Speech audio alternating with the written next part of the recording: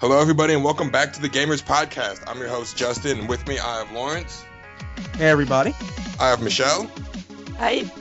And I also have Ryden, who's going to introduce our special guest for today's show. Hey. So today we've actually got another special guest, voice actress who's done voices for League of Legends, World of Warcraft, done voices in StarCraft universe, and Skullgirls.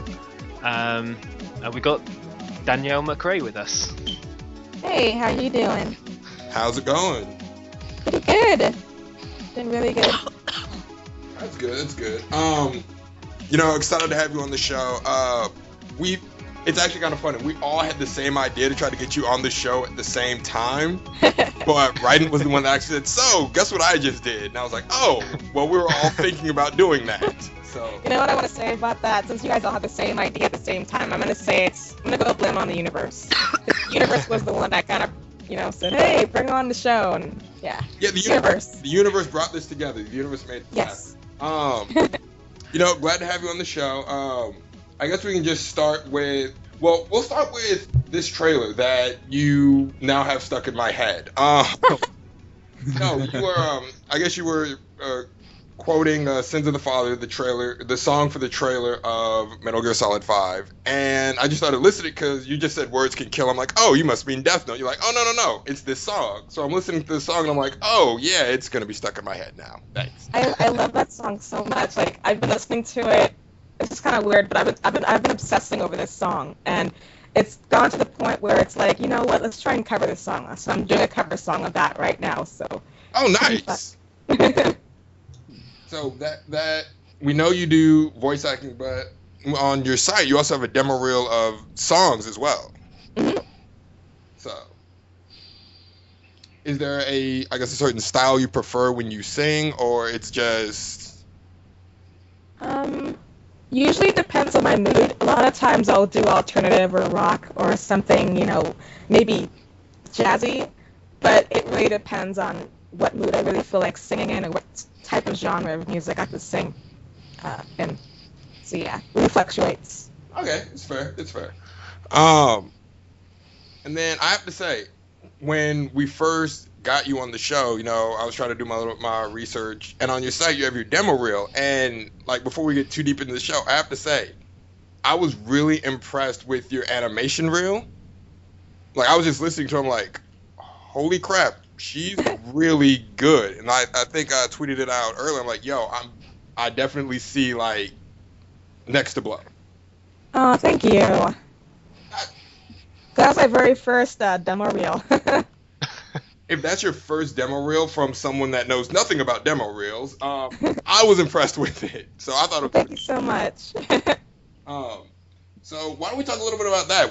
How did you get into, voice acting, voiceovers? Well, I started first. I wanted to be a voice actor when I was a little kid. I watched a lot of cartoons, and this might sound really weird, but there was a show in the 80s. It was a live-action show in the 80s, and it was called Charles in Charge. What? And, yeah. So, yeah, I know. It's weird. So, I think it was Charles or Scott Bale's mom or grandma or something, and she was dressed up as Elvis, and she was putting on an Elvis impression in one episode, and I was like, that's so cool. She changed her voice up. I want to do that, too. And then I started mimicking her, just her Elvis, and then I was watching cartoons, and then I was trying to mimic other cartoon voices. And then I guess when I grew up, I kind of changed my dream from being a voiceover to being a character designer for computer animation. And then in college, I was like a late bloomer. I took a theater class. My friends recommended it to me because I would do funny voices in class. It's like, well, why don't you take theater? You have a really cool voice, and you should take some theater, because at the time we didn't have any voiceover classes. So I would take this theater class, a few theater classes, and then I was like, you know what? I like acting as somebody I'm not, so then it got me back into voiceover again. And then I took voiceover workshops here in LA, and then I got started in voiceover. Okay. Wicked. You don't hear that very often, getting into voice acting from live action acting. I know, that's a rarity. I don't know if that's ever been, ever happened. But yeah, it's a first. Usually it's from hearing other voice actors in other animation, flat out. but yours was more unique in that you took it from a live action standpoint and a person doing impressions on a television show, and then it went to voice acting. Yeah, it was really weird how that worked out. But yeah, I'm happy it did. Okay. You said you're actually studying character design. Have you used that in any of the projects you've worked on? Like, we know you worked on Skullgirls, and you're also working on Beast Fury right now. I don't know if you're still working on it or if it's completed, but have you used some of the other skills you picked up in college in any of your other projects? Not really. I'd love to one day because I do draw for fun. I've been drawing since I was a little kid too, so I would do voices and then draw at the same time, or would make characters, like original characters, and give them a voice. But I've never really done a project where I would be able to draw a character for a project. That's something I'd love to do one day. All right, I think that's something we need to make happen. Yes. If the universe made this happen, I'm sure we can just put out in the universe just. Well, have you ever done that? Have you ever just like sat down, drawn an original character, and said, "Okay, this is my character. Let me give them a voice. Okay, this is their voice." Because it's unique in the fact that you can actually create how they look and then literally give them their voice. Yeah. When I first started out, my teen years, I started delving into script writing and writing in general for stories, and I would make comics or little graphic novels. And I would just write out some characters, and write out a full-fledged story. And so while I was writing the story out, I would see certain characters that would stick out to my eye, and I would just create, like, just a face off of some of their weird attitude, traits. And so I would, like, come up with, like, their attitude, who they are, and just a bio about them, and then draw a character based off of who that character really is in the story. And then I would give them, like, a voice. But it was really a technical process when I did that. Well, that sounds very in-depth and technical, like you said. Yeah. Have you ever used what you've learned in regards to theater and your college learning? Have you ever used any of that in order to take liberties in like voice acting? Like if you think a character would act a certain way, like to add to that character? I've used very little of what I've learned, and I've used a lot of what I've learned in theater, but there's one thing that I really ever use in a booth, and that's improv. Sometimes a director would say, oh, well, very rarely they'll say to me, like, well, we don't really like how this line sounds or the way it looks. You can make up a line and put it there and make up your own kind of attitude adjustment to it. And I would just use what I've learned in improv and theater and just put it to that character, add it to it, and sometimes it would work, sometimes it would have to be adjusted. But it's usually everything is already set in stone already from the script. But yeah. Okay, that makes sense. So I guess they're not as they're not that loose with how they what they allow you to do. Then not always. Yeah, sadly it's not really very loose for the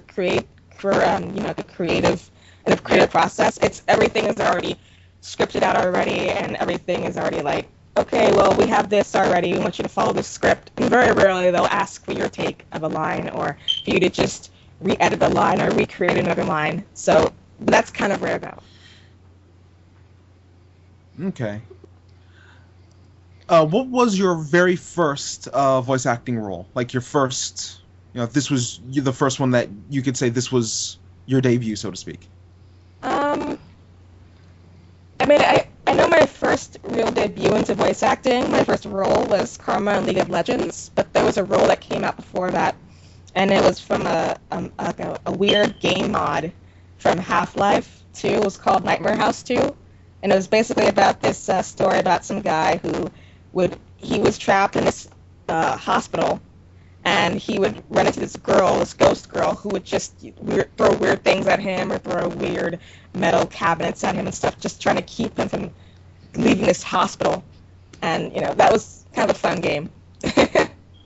Oh, nice.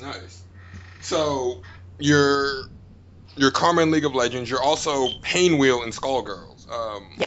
When we had Erin on, she said, that was the Skullgirls process and experience was just so different than anything else. Do you want to talk a little bit about that? Yeah, well, when I first came in for Painwheel, recording for her, it was weird because usually I don't really get shown the footage of a character before I record for them. Like for League of Legends, I was doing just the voices for Karma, I didn't really see anything of her except her character design. But when it came to the grunts and the dying sounds, they showed us like video of the animations for her. But for Painwheel, it was kind of different because they wanted me to get in the character by looking at how she moves, how she acts, just have me get in the mindset of, you know, looking at how, like who she is and looking at her as a person, you know, in the game. And so it was weird because it almost didn't feel like work. It felt like, because I know Christina V already and she directed the project, so in a way it kind of felt like I was just doing a voice for a friend. It felt like work at the end when I'll say voice, but the whole process of it just felt like me just playing, and there's no real pressure. So it sounds like it was more relaxed doing the Painwheel voice. Yeah, well, kind of. Well, it was relaxing getting in, you know, her realm, getting in her shoes, but when it came to actually doing the voice, it was very painful. Yeah. Well, yeah, because for those of you that haven't played Skullgirls, Painwheel, it's a very loud, I don't want to say raspy, but very just... It's very guttural. It's a guttural kind of voice. That's what I was looking for. Guttural, almost harsh sounding. Yeah. And I will say this, though, when they showed, the creators of Skullgirls showed me Painwheel's animations, or animatics, I was first afraid of her, and then the more I recorded for her, the more I started to love her. So it's kind of weird. I went from being afraid of this girl to actually loving her, and, you know, now I want to give her a hug now. So it's a really weird process. That was kind of weird. So, all right, so I have to ask, are you any good at Skullgirls? I try to be. I do a lot of button mashing, so I don't know if that counts for anything. I'm quite the same. I got Skullgirls. I actually got it for a review actually when before the game came out over here, and I don't really play 2D fighting games, so it was kind of tough for me, and I'm a bit of a button masher. Yeah, and the game is like, I don't want to say it's as fast as Marvel vs. Capcom, but it's kind of fast in terms of the whole movesets and everything. It's fun though, but I think my favorite character to use is probably Miss Fortune. Okay. Yeah, Miss Fortune's pretty fun. See, me in fighting games, 2D and 3D, we have such a love-hate relationship. I enjoy them, but I'm so terrible at them. Like, notoriously terrible. What was it? We had the last Dead or Alive tournament that we had, not the Ultimate one, but the first Dead or Alive 5 tournament we had. Oh, yeah. Yeah. I think I got one hit in. No, yeah, I got exactly one hit in, and then it was curtains. I was like, well, I got one hit. I'm happy. It's a victory. I will take my moral victory. But all right. We know you do a lot of voices for games. Do you have a favorite genre of game to play? Do you enjoy playing games? Or I'm gonna blame my dad for this because he's the one who kind of got me into playing video games at a very young age. Oh sure, yeah. Blame your dad. Blame your dad. Yeah, well, you know what? It's actually a good thing though. I blame him for getting me into it and keeping me addicted. But I also thank him because I think it's a really good thing to have, you know, that video game mindset when you go in and record for video games. Because it's like, if you know how a game works or a certain genre of game works, like when you get a job, let's say in like a FPS, like a shooter game, or a JRPG or a fighter, you kind of know what you're going in for, and you kind of know what to expect in this realm. I'm a huge fan of pretty much almost every video game genre. Like, mostly, I think if I had to choose one, though, it'd have to be like the first-person shooters. I love those a lot, so much. Okay, well, do you have a favorite? What do you play? Yeah. I used to play Unreal Tournament for a long time. I love Unreal Tournament. Yeah, and then I think it was the 2000 edition. Then, what else did I play? I played so many games. I have to look through all my stuff. Well, I played things that weren't FPSs, like the Metal Gear series. I played that as well. I played, Resident Evil. I played Mass Effect multiplayer, and I still play that. And gosh, I'm trying to remember all the other ones, but I have so many I play. I was playing Mass Effect multiplayer the other day. Yeah? Yeah, we were doing it in gold and platinum. My God. Okay. Oh, I know, that's so hard. So you two, because I'm going through. I started because Mass Effect came out on PlayStation. So I started from Mass Effect. I'm finally at 3. I need party members to do multiplayer so I don't completely fail at the end. Oh my gosh, I'll be happy to help you. Yes. I'll be so happy to help you. I've been playing. I'm trying to get almost all the characters unlocked, and I know it's going to be a long time for me to do that. So it'll be nice to have party members to play with. Nice. Although instead of getting people saying, "Oh, you suck," my name on PSN is like Creamy Crunch, so people think I'm already a noob because of the name. They're like, "Oh, Creamy Crunch, you suck." It's like, thanks. I can vouch for Danielle. I remember we had 2 out of 3 on Skullgirls one time when you had your PSN up on Twitter and you invited people. We played like 2 out of 3. You beat me, I think two. I won the first one, then you beat me the 2 straight afterwards. Oh yeah, that was a good fight. That was a good fight. That last one was so weird because of how I think I was going for their super technique. Yeah. And then you just dodged right over with your move, came up behind, and then you just tapped me, and I was like, "Oh, come on!" See, it's weird because when I do play that game and most other fighting games, it's almost like I'm playing drunk. I don't know what I'm doing. I'm just doing what I feel it might be right, and I just call it me fighting drunk. So, not that we encourage alcoholism on this show. No, don't. No. However, Rock Band 2. I was hanging out with a few of my friends, and we had partaken in some spirits. And, we're doing Rock Band, Rock Band drunk, woohoo, it'll be fun. Ace of Base and System of a Down come up in a playlist back to back, and we're doing it on, what's the hardest difficulty in Rock Band called? I forget what it's called. Isn't it like Expert or something? That's what it is, Expert. Yes, Expert. I'm on drums. I'm like, I'm just going to fail epically. My arms start moving without, me actually thinking. I'm like, oh my god, I'm actually doing this correctly. Like, what am I doing? So, but, alright, so one thing that has to happen at some point in the future, we have to get a recording of Lawrence versus Danielle.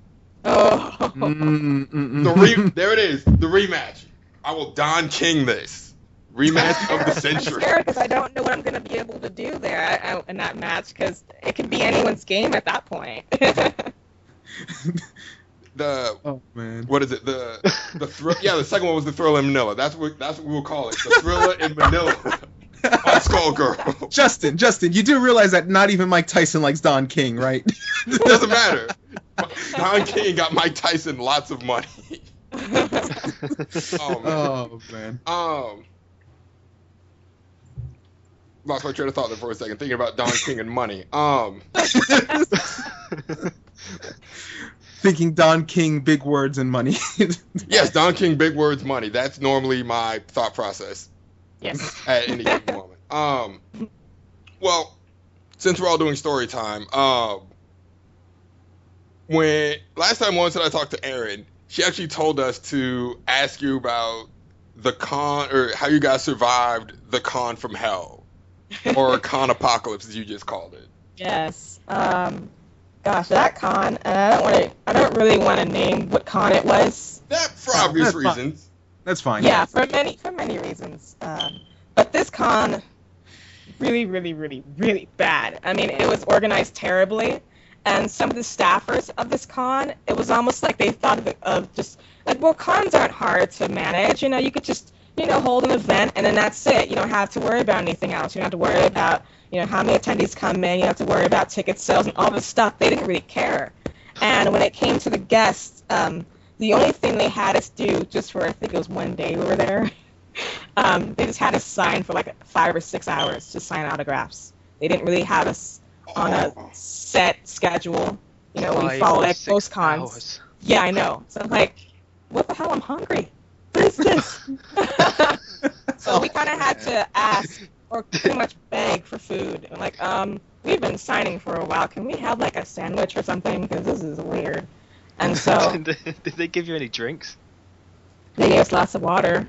And I think at that point, I mean, it's just my opinion or, my thought process. I thought the reason why they gave us so much water, is they gave us a lot of water, it was to substitute the food. And that's what I'm thinking. I'm like, that is bad. If you guys are thinking that is, no. Complete with a sign that says, "Please do not feed the guests." Do not they will bite you. So that was the first day. That's all we did the first day. And then the second day I woke up and I go back to the autograph table because we had to do autographs for another 5-6 hours the next day. And so I see Erin at her autograph booth, and I see a few other people, and I'm like looking at everybody like, oh my gosh, why do you guys look so depressed? And then Erin and a few other people told me, well, this con's been canceled because apparently there has been underage drinking, like 13 and up kids drinking alcohol. What? Yeah. And I heard something about, and I'm not sure how true it is, but I'm not be surprised if it was true, that these kids were actually purchasing $2 bottles of alcohol at the con, and then they were dancing, underground of this weird compartment of the convention. They were dancing drunk, and then I heard about like a alleged rape case that happened there too the same night, the night before the second day. And then when I talked to Erin, she was saying she didn't know anything yet. And then later on in the day, I kind of found out from some of the staff members and some of the attendees that all this happened. And I'm like, this con sucks. How do you? What? I know. And to this day, I'm trying to still figure all this out. Like, if it's true, if it is true, then how did it all happen? Like, and $2 a pop for alcohol, that's just not even heard of for like 13. Were you also thinking? Were you also thinking, where was your invite to this $2 alcohol? A little bit. A little bit, but at the same time, at that time when I first found all that out, I was like, why would you even sell alcohol to 13-year-old kids? Yeah. It's like, just, you have one job. You have one job. That's what I was thinking. This really sounds like some sort of sick, perverted nerd dungeon. They just get a bunch of voice actors just sitting out. Okay, you're gonna sign autographs for 5 to 6 hours. We're gonna give you water, and the rest of us are gonna commit all sorts of debauchery in the basement. Yeah. All I can picture is all the voice actors. They're chained up in slave layer outfits. Yeah, and the cage with Jabba the Hutt just guarding you all. Who are you people? And everyone else, and all the 13-year-olds are having a party with the Rancor underground. You know what? I think that describes that con perfectly. Oh my God. Yeah. So, yeah. I mean, but there were a few good things that came out of it when the con got canceled, though. Yeah, me and Erin and a few other of the guests, we went traveling in certain parts of New Mexico. That was fun. And then we had all girls night out. That was fun too, and more alcohol. So yeah, I had fun when the con was canceled. I was sad when it got canceled. At the same time, like, you know what? We can finally explore those dead volcanoes and stuff now because they have dead volcanoes over in New Mexico. And I was like, I want to go, but we didn't explore those though, sadly. And a bond was formed.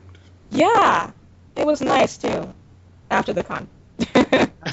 During the con, it sucked. But after the con, when the con got in trouble and everything, yeah, it was all good. Yeah, and me and Erin had this thing where when the con got canceled and the other guests were, the other actors were on their own.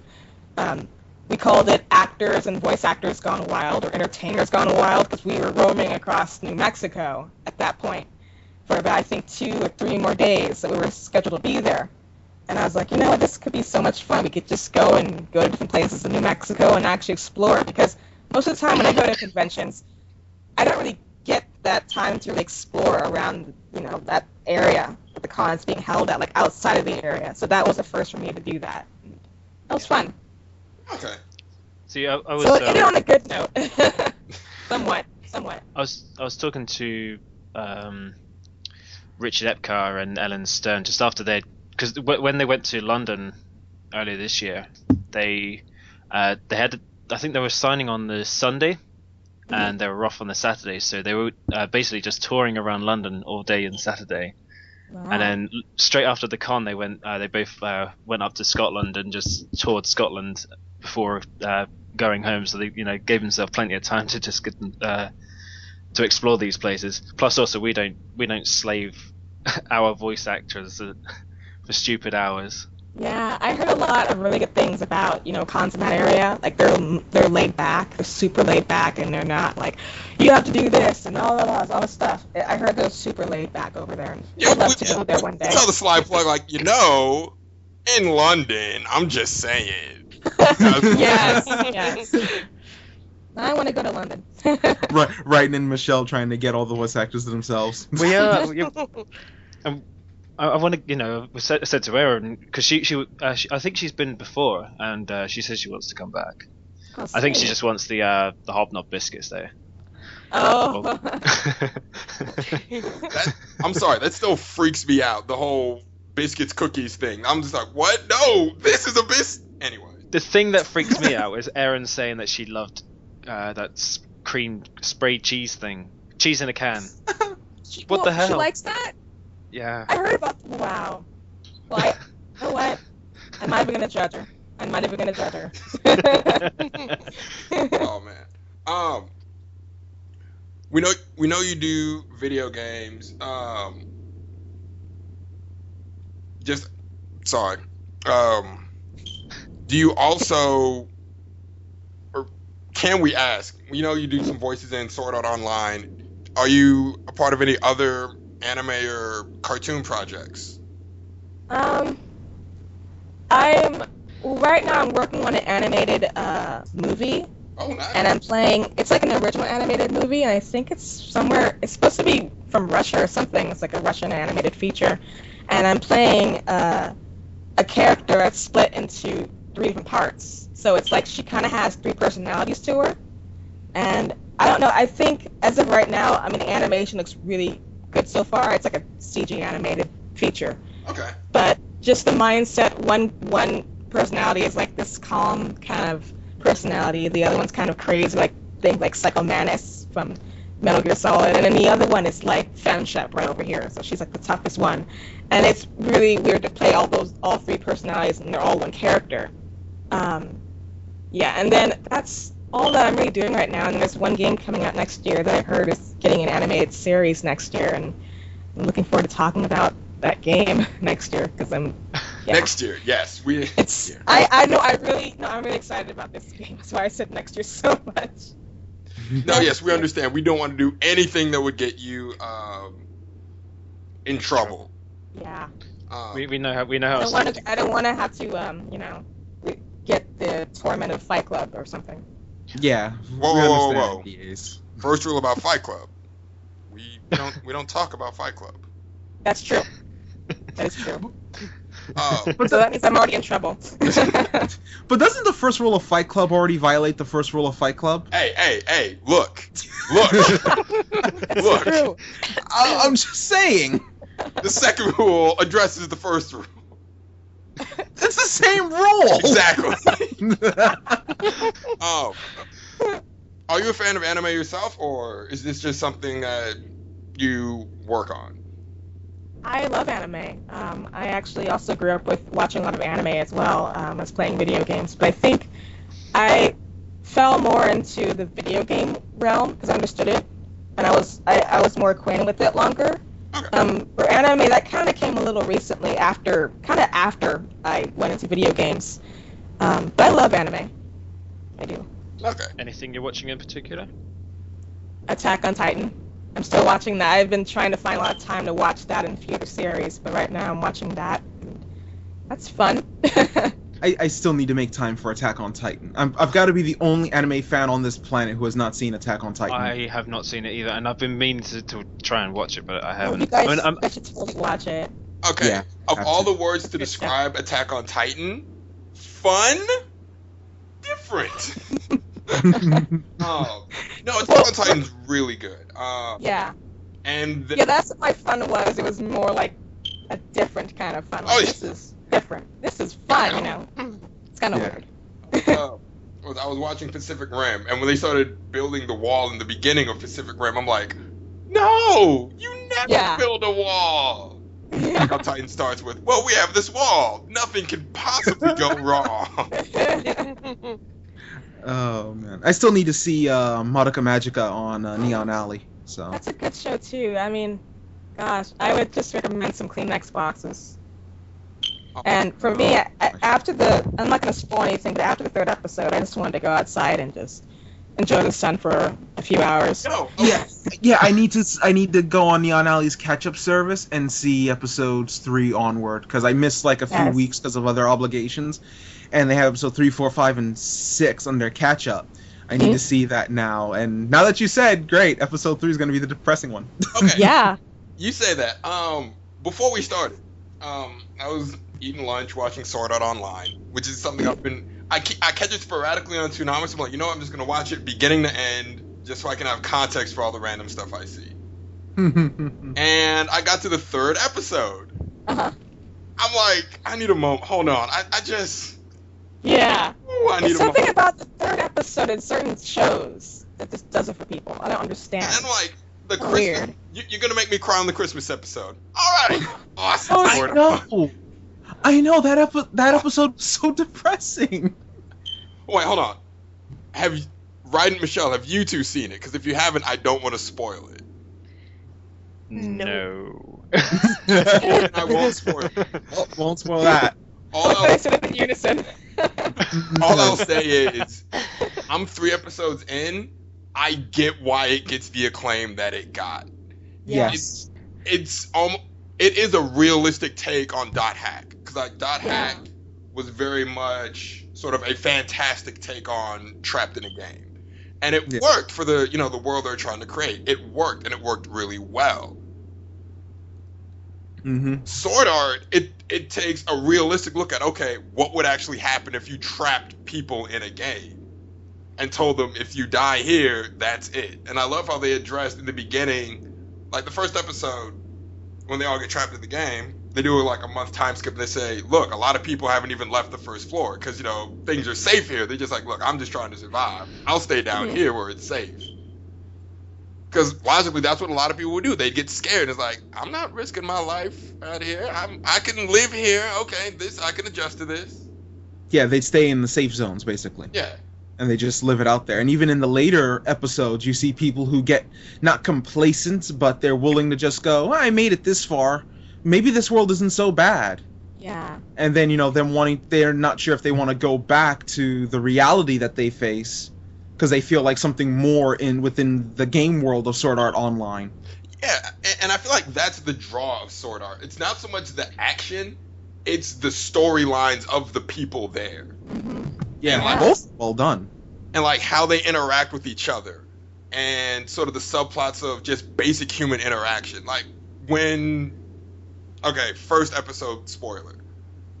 It happens in the first episode, that's why I said slight warning. When they all get trapped in the game, the first thing the game master does is he breaks everyone's sort of character mods, makes them look like themselves. Yeah, he breaks their avatars. Yeah, basically. Thank you, he breaks their avatars. One of the first clips, it's kind of a throwaway clip, but I'm like, it actually was really powerful to me. You see sort of like the girl and guy from the beginning, you see what they actually look like, and it's 2 middle-aged men. Yeah.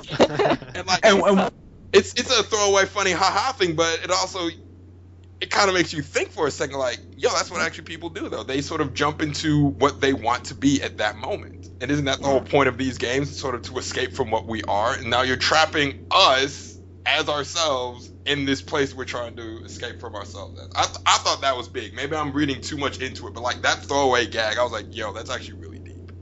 No, that actually is really deep. I feel they might have went that take. They probably did that take. You see people who you're really playing with, and it's like, okay, you're playing with them now, and now we're going to trap you in this whole sort of realm.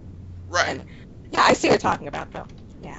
Yeah, because they pretty much look at each other, and they're kind of together in the game. And then when they break the avatar, you see 2 middle-aged men. One of them looks at the other and goes, "Wait, you're not 16?" And the other one looks at the other one and goes, "Wait, you're not a girl?"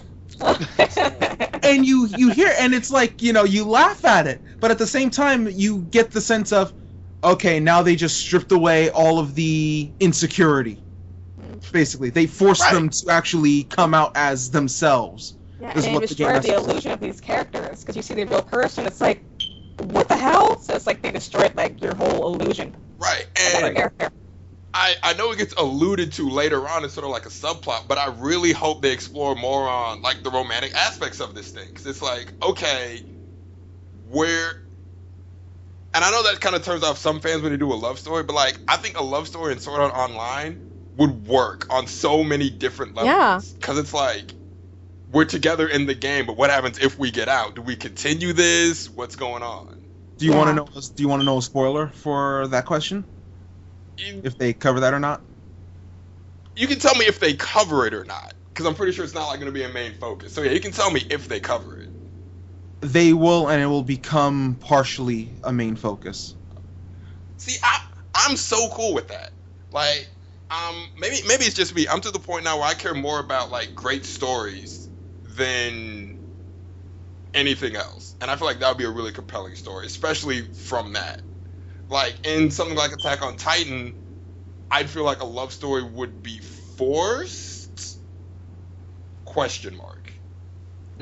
Because you could do the whole, we're surviving together and then bonds form, but the whole draw of Attack on Titan is, we're trying to survive. Like it's a different sort of threat. Right. Yeah, it'll be a thing that Sword Art delves into, and it becomes you could say, part of the main focus, especially toward the end of the first arc. Okay. See, I play Final Fantasy 14, and I play as a female character. And that's what I was thinking of when when I was watching it. That's what I was thinking. I was thinking of FF14. That's the first thing that came in my head. I play as a female elf. I actually did the same on my FF14 character.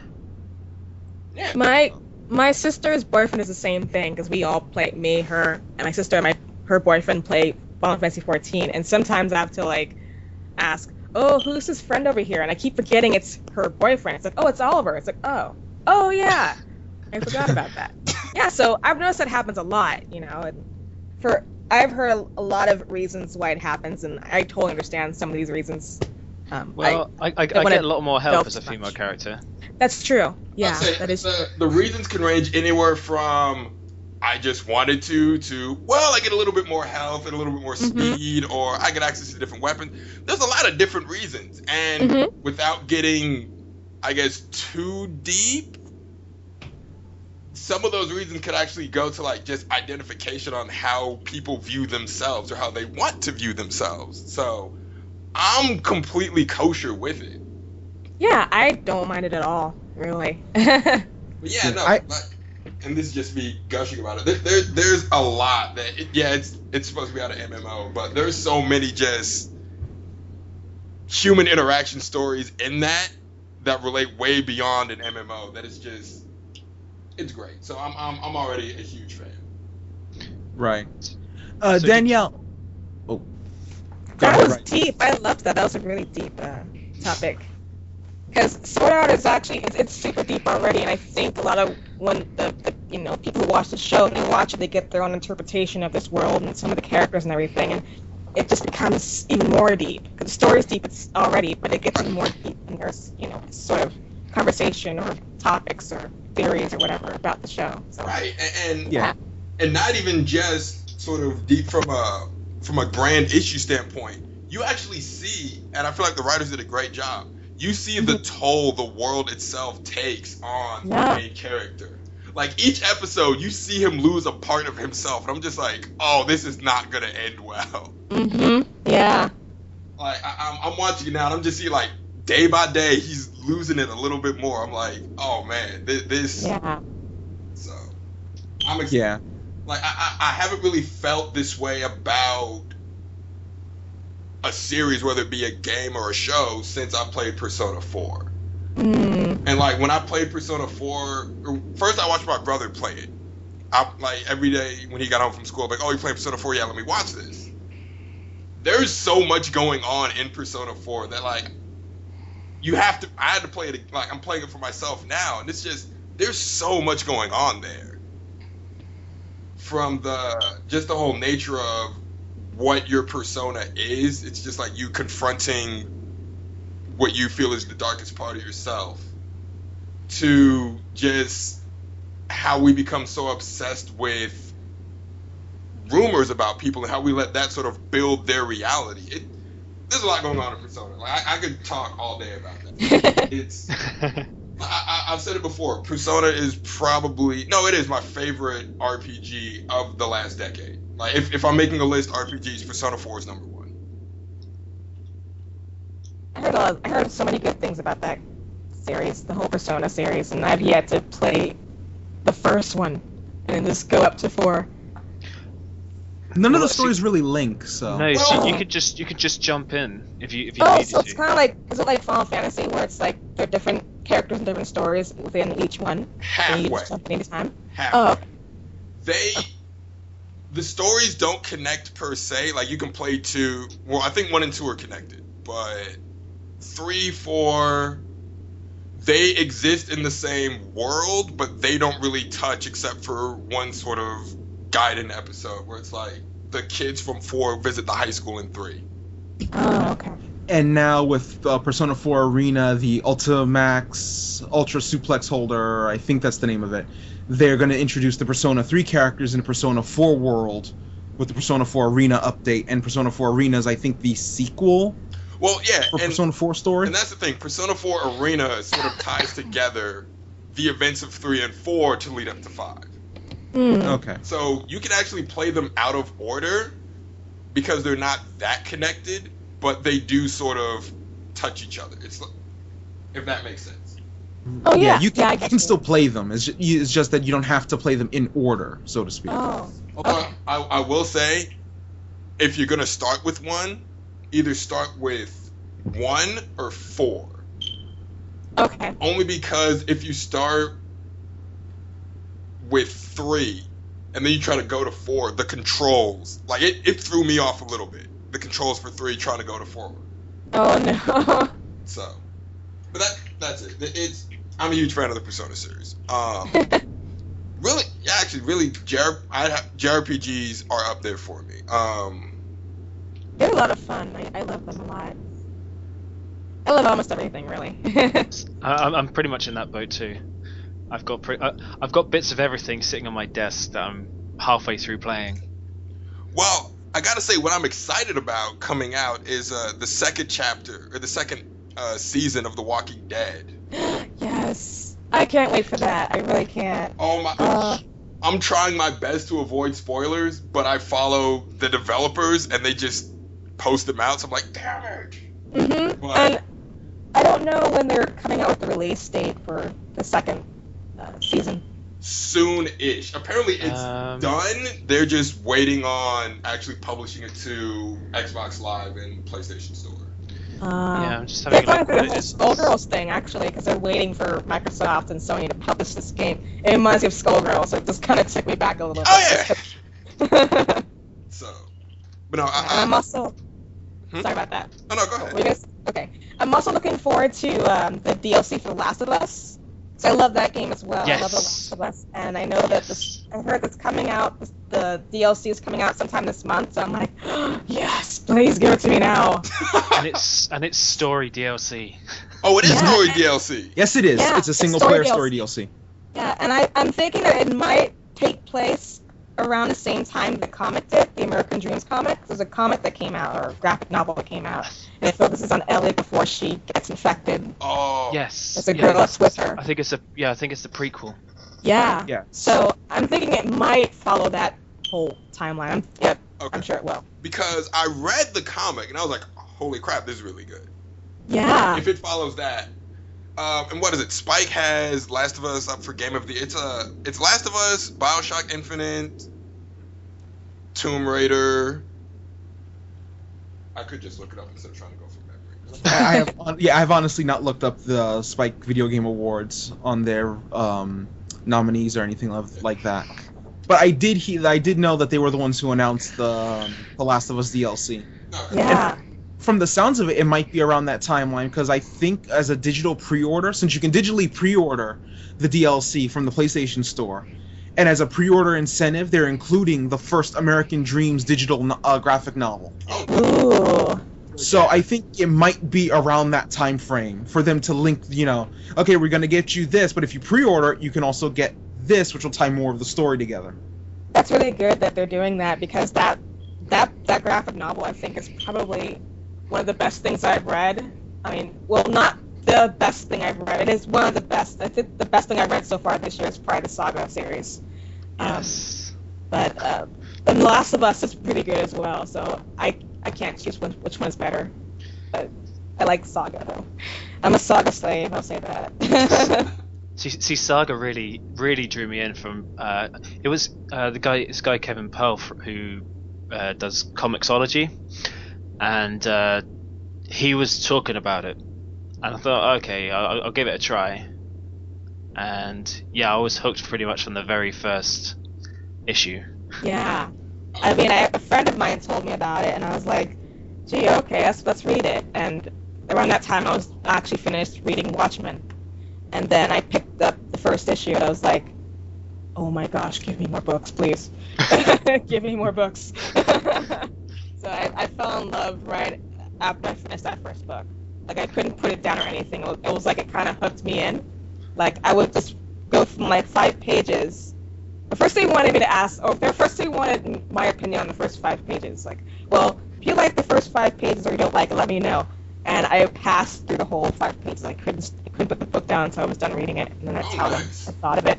I was sucked in. It was like, pretty much for me, it was like watching a movie, that book. It was just so, story's amazing. I love the characters, and I can't think of one character except this one guy's TV guy I hated. But everybody else I liked. Alright, the nominees are for Spike's VGX, Bioshock, Grand Theft Auto 5, Super Mario, Last of Us, and Tomb Raider.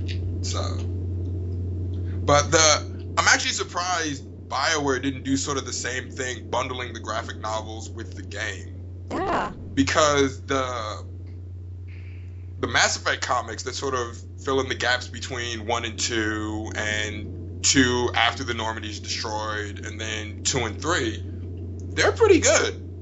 So.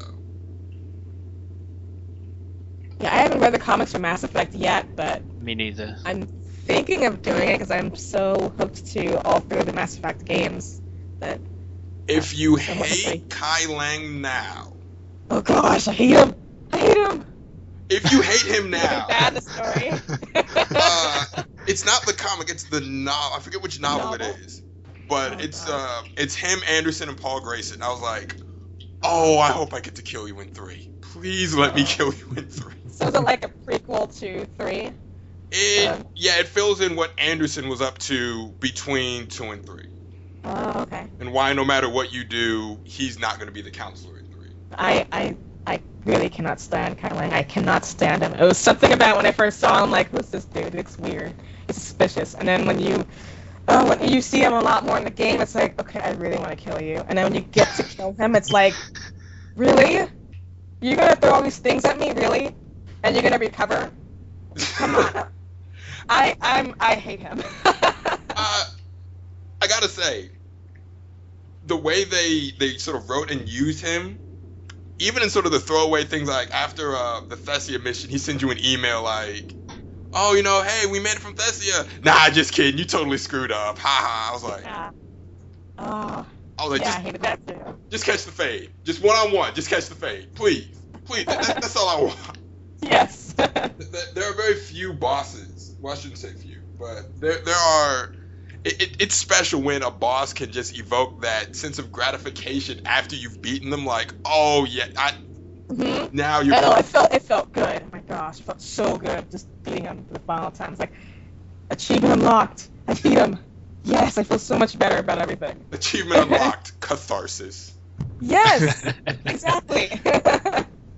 And then on the flip side, you'll have a game like Kingdom Hearts, where, what was it? What was the one for DS, Lawrence? The 358 Days Over 2? That's the one. Okay.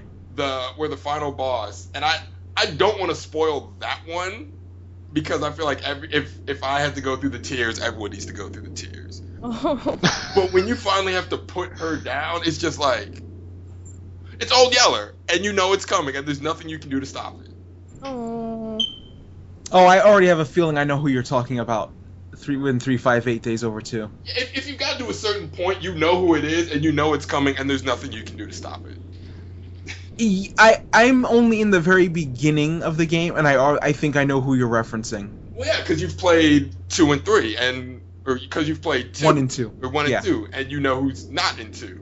So. Exactly. Yeah. Oh boy. that already was depressing because I'm just realizing, oh right, that character's not in 2, so this game is a prequel to 2. Oh. It's like, It's like when it suddenly hits you. It's like I have the same feeling when I'm watching the Spider-Man movies, the new Spider-Man, the Amazing Spider-Man, and they have Gwen Stacy. I'm like, it's Gwen. We all know how this is gonna end. Yes. So I'm bracing myself for it. I don't know if they're gonna do it in the new Amazing Spider-Man, but Did you watch the trailer? that trailer was amazing. Oh my god! The newest one? Yeah. They just released a trailer today. Actually, Today. Ooh. Yeah, I need to check that out. No, later on. I will cover for you right now. Go watch the trailer. I'm dead serious. No. I will stay here, and I'll definitely watch it later. Okay. There is so much fan service in that trailer. Yes.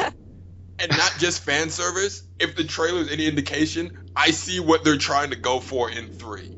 Yes. And I'm completely here for it. I normally would be scared of that implication that the trailer gives, but the way it looks like it's being built, that they're not going to throw it all in at once, they are building toward it. Yes. I'm all for it now. I don't want to say they're taking the Nolan approach to it, but the way Nolan sort of makes his movies, he sort of builds this world. He does a really good job at building the world and making the people fit the world. That's what's going on with this. Like, it doesn't seem like they're just shoving things in here like with Spider-Man 3. They just kind of shoved Venom in there. With The Amazing Spider-Man 2, I'm watching the trailer, it fits. Like, it just feels like, okay, yes, I can actually see this happening. This feels real. This seems legit. Right, especially since it was, you can say, set up in the first movie. Yeah. To a certain degree, with the involvement of Oscorp and Norman Osborn being a plot line, like an underlying subplot. And now it's being brought to the forefront in 2, and then we see what they're building toward in 3. Yes. So, not trying to spoil it for Danielle, so we'll get off the topic. But yeah. Well, I think now my body is somewhat ready for the trailer later on today. You just sit back, enjoy it, let the awesomeness flow. And it's a pretty long trailer too.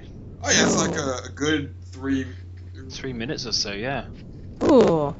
It's a 2.5 minute trailer. Oh, 2.5 minutes. That's still good. Yeah. Between that and the new Captain America. Oh, I haven't seen the new Captain America trailer. It's not the new. I don't think they've had a new trailer since. Oh, okay. The last. It was just that one trailer, I think. The theatrical trailer is the only one that's out. Yeah. Oh, okay. Yeah. So, but no, I am ready for all Marvel projects. Even Your body is completely ready for Marvel. Yes. My body is ready for Marvel. I'm still to see Thor 2. You're missing out, actually. No, I've got that planned for next week. I actually liked Thor 2. I liked it a little better than the first one. See, I am in that camp. I'm in the minority. I think Thor 2 was better than the first one. Yeah. Are you one of these people that are now siding with Loki? Because everyone seems to love Loki after watching the second one. Oh gosh. I am one of Loki's minions. I love Loki. I will admit that. I will. But that's not the only reason why I liked it. I liked just the whole direction it went with it, and it just seemed more. Right. I don't know. It just seemed more like the story was more defined, I guess. And it seemed, I don't know. It just felt like there was something there that wasn't in the first movie. The first one seemed more about introducing the characters and introducing Thor, his brother, Odin, and Loki. The second one actually felt more like a story. Yeah. So, but I will say I like the direction they took with Loki. Even in the beginning, he's not just this outright troll. He's, in his mind, he's doing what he thinks is right. Yeah. So I always like that direction that they took with Loki, and then just what they do with him in 2. As a character, I enjoyed it. I disagree with him, but they did a great job with him as a character.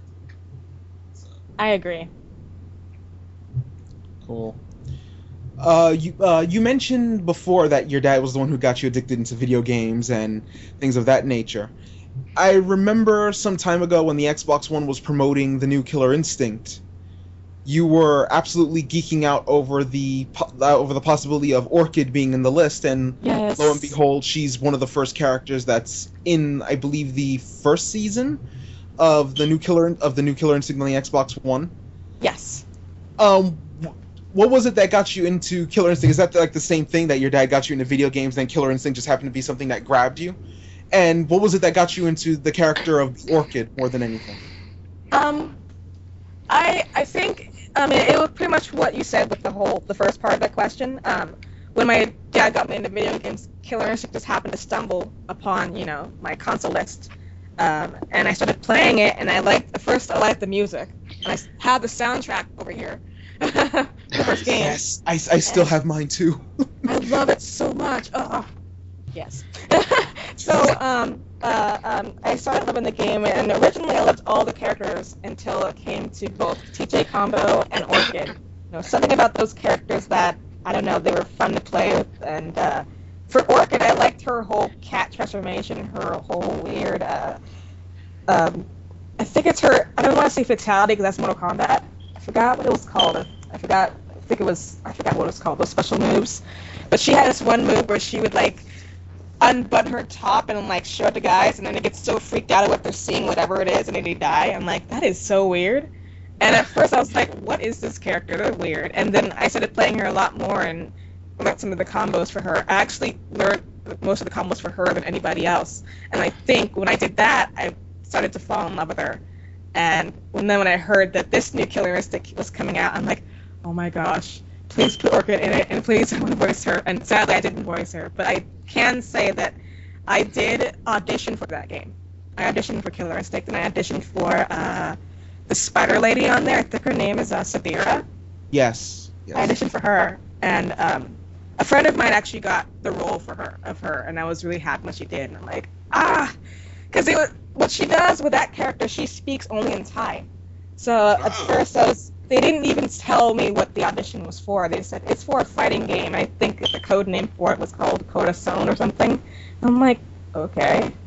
And they were saying, we're only going to release this in Europe and maybe the U.S. We'll have to see for the U.S. Like, okay. So it was very vague. And then when I found out my friend got it, I'm like, that was Killer Instinct I auditioned for? What the hell? And yeah. So, yeah. That happened. Oh, wow. I find it kind of weird that they're like, we might release a Killer Instinct game in America. We might. But they had the weirdest code name for it, like Corazon. I'm like, I was thinking this could be anything.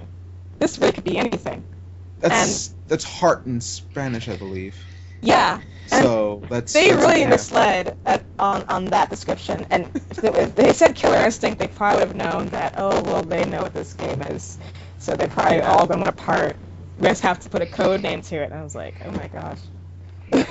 Yes, very, very secret. We can't have anyone, stealing the rights to a game that we own and they can't use. I've a lot of the games and stuff that I've done, they've all had code names. Like World of Warcraft was just called Blizzard Project, and I auditioned for that. And League of Legends, there's really no code name for that. But most projects I do get audition-wise, or if I come in and I'm already cast for a character instantly, there's a code name there, because I guess they don't want people talking about the game. They want people to stay in, that whole, let's keep it mysterious so people won't have to be like, oh, I know what this is, and if they do know what it is, then I guess if you let slip, you're not going to be letting the name of the game out. And yeah. True. Mm-hmm. It's a good tactic, I think. It's a really good tactic. It's really weird, but it's really good. Did they also use code for the character names as well? Sometimes. Yeah.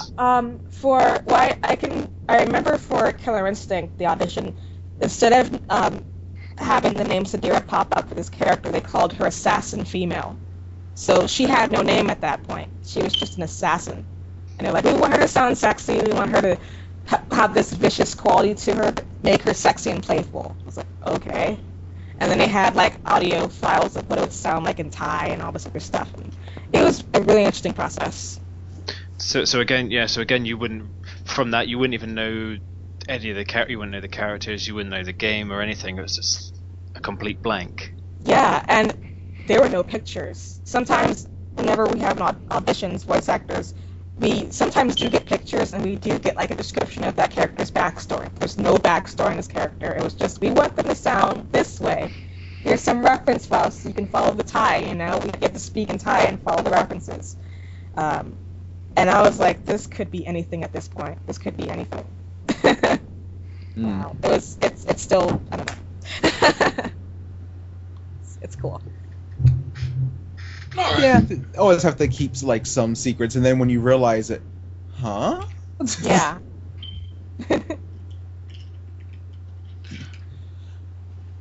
I believe I've seen there have been pictures where you cosplay, like you've cosplayed as X-23. Mm-hmm. Whoa. Whoa. One, props for cosplaying X-23, Thank you. but did not know you were into cosplay. Yeah. Well, before I got into the whole voice acting thing, I was heavily in the cosplay circuit for a while, for a few years. Okay. And I'm really bad at sewing. What I would do is I would, let's say, get something from like a flea market, like a pre-existing piece of fabric or clothes already, or a dress or something, and I would alter it. So I was like, I can't really sew anything, but I can alter things. But I was mostly really good at making props. So I had this one cosplay where I was cosplaying Lightning from Final Fantasy 13, and then I'm like, you know what? Let's just cheat a little bit. Let's just get the costume, buy the costume already made, and then I'll just make the props. I'll just make her little sword thingy, gun, whatever that thing is. But yeah, I've been in it for a while, and I kind of want to get back into it, but with me doing the whole voiceover thing, it's kind of really hard for me to, find more time to get together more costumes and everything, but I would love to get back into it. Okay. And I guess when it comes to cons, you get stuck into doing the signings instead. Yeah, I mean, there were a few cons where I actually did bring some cosplay stuff, it's like cosplay outfits, and if I did wear them, but it only had to be for an hour or two, I'm like, this sucks. It's like, you gotta do a signing. It's like, okay, I'll switch out, and then I might switch back. So sometimes I can't help but I have to bring a costume or two, and then try to sneak in a little bit of time to wear it.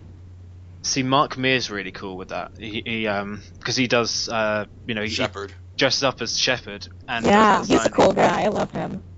He's cool. He recommended me. We did a charity stream 2 years ago. It was for the Japan Relief, this Japan Relief fundraiser, and it was me, Mark Meir, and I think the woman who plays Jack from Mass Effect 2 and 3, and he brought up. And he brought, I think her name was Courtney Taylor for Jack. And she's really cool. I like her. Yeah. And he brought up, well, we have some really good barbecue places in Georgia. I'm like, do you want to make me hungry? Yes, he does.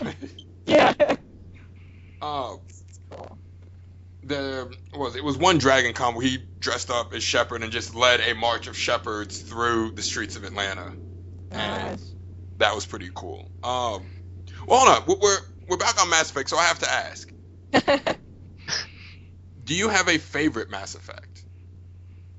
I really love 2.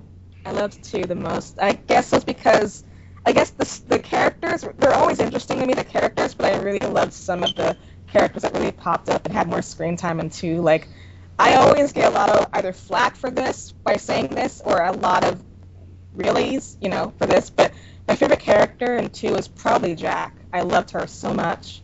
And a lot of people say, what's wrong with you? She's like psycho. I'm like, I don't know. I guess. That's part of the appeal of Jack, though. Yeah. You realize I like her too. That's how she's written. She's supposed to be psycho. Yes. Mm-hmm. And I liked her too. I think she's a bit too. She seems a little too written a little too calm in 3. I mean, she has still got that attitude, but she's a little too calm in 3. Yeah, she's way too calm. There's a reason for that. Yeah. And she has this, what is it? I don't want to call it a squadron in 3, but she has like this little team of youngsters. Yes, yeah. Yes, to mentor, and she has her own group of gifted young people.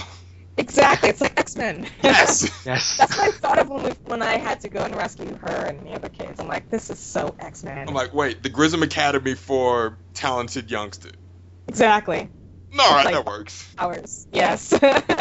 Yeah, so I loved her in 2 a lot. I always would try to get her good side, because it was this whole thing between either me or Miranda, and I would always say, you know, Miranda, I don't like you. I like Jack. I don't like more. Miranda. I don't See, like her. That's the thing. When in Mass Effect 2, for those that play it, you get to a point where if you've gained the loyalty of both Miranda and Jack, they get into an argument. Yeah. And you know, you have an option side with Jack, side with Miranda, or you can do the Paragon Renegade option and, you know, sort of tell both of them to shut up. Yeah. But during their argument, I'm like, no, Jack has a point. Exactly. Like, You know what? There was one time I played the second game like 3 times, and I got one time, just once, the one option where you can tell them both to shut up. I'm like, no, Jack is right. I'm gonna go for Jack. And then Miranda's like, I don't want to talk to you anymore. yeah, and you know, I think if your Paragon is high enough, it doesn't work if you're Renegade. Yeah. If your Paragon's high enough, you can go talk to Miranda and be like, oh, I was just lying to Jack and get Yeah. the back. But I'm like, no, Jack was 100% correct, because Yeah. the argument centers around Jack was like, yo, what Cerberus did to me was effed up. And Miranda is like, well, they had a point? And I'm like, Yeah. no, they didn't have a point. No, it didn't. Another character I didn't like, although that was my first romance in the first game, and that was Ashley. Oh, She became a right bitch. I didn't like her too much. I liked Kaden. I Okay. didn't really like Ashley. I killed Kaden. Oh no! I told the voice actor for Kaden. What's his name? He was at the con. Yes. And I told him that I killed him. But then I also told Ashley. I also told Kimberly Brooks, who did Ashley, that she was a bitch because she pretty much. I like how you she just pretty came out and much just told me told her to. that. Raphael Sparge. Yeah, But, she was my romance in number 1, and then in number 2 she like completely rejects you, even though you saved her and killed off Kaden. She completely rejects you. I guess I'm in the minority. I get how in the beginning Ash can be a little abrasive, Yeah. but as the game progresses, she sort of warms up. And then, yeah, she blows you off in 2, and I was like... It's like, what is this? She not only blows you off in 2, but in part 3 she's still apprehensive around you. Yeah, but I I hate in that. in number 3 she was why, coming though. on to me constantly. But see, I get why she's apprehensive to you in 3. And like, especially if you did the rival. You just killed 300,000 people. And you did just work with an organization that, you know, experimented on humans, got an admiral killed. Like, playing 1, I get her apprehension in 2. Because Cerberus did some shady stuff. And you kind of killed 300,000 people. Yeah, I Kinda. kind of get that, but it's also, you know, at that point you're all fighting the same threat. And So why is this now becoming more of a personal issue when Shepard has shown to be anything but shady? because So why is she taking her anger out on Shepard rather than Cerberus? she's also hanging around Udina a lot more. Oh. That's another part of it. And also on his way to get Liara. You know, he's still working for the good guys. Is my point. Yeah, but she has all these other outside influences sort of pointing her away from Shepard, because that was Udina's whole thing. He wanted to get someone that wasn't Shepard to do his whole thing he does later on. I don't know. I don't like Ashley in ME2 and ME3. But Kaden does the exact same things, though. You know what? That's actually I true haven't- too. To be I entirely don't know fair, why I like it. You know, it's the same things, and I still like them. I don't know why. to be entirely fair with Kaden, I have not seen Kaden's character at all. I usually because in the PlayStation 3 version, ME2 came out first. Mhm. So with ME2, they had this digital comic that you answered the questions rather than having to play through ME1, and that determined what carried over to ME2 and ME3. In You that, had Ashley. yeah, I killed Kaden every time. I was just like, all right, Bye, Caden. Right. And having actually played through it, the choice doesn't do it justice. I'm like, why would I have to choose between them? Because like it sets it up early on. Your main party gets split up. You send someone to go help kid ahead. You send someone else to go do something else. And it's like, okay, we can only protect one target. Do we protect the anti-air support so we can actually get a clean escape, or do we protect this other location? I'm like, oh, that's why this is a big deal. Oh. Okay. So the same thing with the Rex situation. They just say, do you want to kill Rex? I'm like, why would I want to kill Rex? I know. Why would you want to kill Rex? Yeah. I never killed Rex. Yeah, Rex exactly. is my top dog. I call him my top dog. Oh, yeah. I can't kill him. I did let Morden die, which was kind of sad. Oh. What? Well, there's no choice with Morden, though. That's true. Yeah. Well, if you're He's just gonna go anyway. a dick, you can get more than to live, but only if you're a dick. Yeah, like the only real two options is, it's good guy, bad guy, and then the Diet Coke of evil. Where it's pretty much, it's good guy option, heal everybody. Bad guy option, okay, Morton, bang, done, move on. Then there's the Diet Coke of evil where it's like, oh, you don't have to cure anybody? Really? No, just come back. Oh, Okay, that works. But see, alright. Because Tiff, she didn't do the digital comic, so she got, default Rex was killed, she had to deal with Reeve. And when it came to curing the genophage, I'm watching her play, I'm like, don't do it. Don't give Reeve Krogan. Don't give Reeve Krogan. Like, in that instance, I'm like, you know what, Boyden? If you're the only thing standing between Reeve and an army of Krogan, I'll do it. Like, I'll happily do it.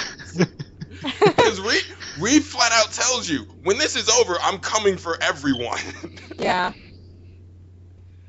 At that point, it's kind of like, this is bigger threat. After the whole thing with the Reapers, this could be a problem.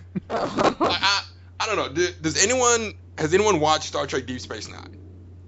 I haven't seen that actually. Because the main character, Captain Sisko, actually gets put in a similar situation where it's like he has to balance all these different races in a war, and he does some questionable things to unite them, like killing one of their emissaries, but whatever. And he gives this monologue at the end of that episode, like, I've lied, I've cheated, I've killed men, I've paid men to cover the murders of other men, and the most damning part, I can live with it. I can live with it. Because, like, the episode starts off, he's doing this confessional to his personal log, and then at the end he's like, I can live with this. If the price for a safe Alpha Quadrant is the self-respect of one Starfleet officer and a guilty conscience, I can live with that. So, I don't know, that for most people, for fans of the Star Trek series, that's like a defining moment of, oh crap, this really isn't like the other Star Treks. This is not this idyllic world that we're just running around saving people. No, there's a price for this safe world, and this is what it is. Mm-hmm. So, but yeah, that's kind of the situation I feel like I'd be in if it was Reeve. I'd be like, I can live with that, because I'm not giving you this. That will be a problem after we deal with the Reapers. So. Yeah. Mm-hmm. Exactly. Well, all right. So if we're still on Mass Effect, what did you think of the ending of 3? Oh my gosh. I did both endings. The ending that kind of came with the game, and then the DLC of, this is our take on the new ending. You have a choice for the ending, so like the choices. The middle finger option, as I call it.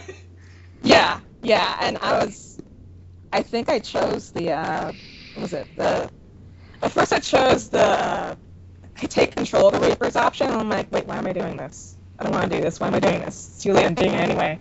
And I didn't like that. And then, I did all 3 of them. I did the destroy option, I did the take control, and then I did the other one, the third one. Synthesis. That's it. Yeah, I did that too. And I'm like, I don't like any of these. I hate it. This is like not Shepard. What is this? And I hated it. I had to go to multiplayer right after I was done finishing all those endings. I'm like, you know what? I'm glad they have multiplayer, because I think they kind of planned this in the beginning, that there's going to be a huge backlash of these choices. And they're like, you know what? You can take out your frustration by playing multiplayer. So then anyone can be happy. It's like, really? They knew the ending was going to get backlash. There's an early interview where one of the, I believe, writers or one of the devs even said, oh, people are not going to like the ending of ME3. There will be some people who will not like the ending of Mass Effect 3. Little did they know that some people equaled about 80% of the fan base. Yeah. See, I'm in the minority here. I like my ending.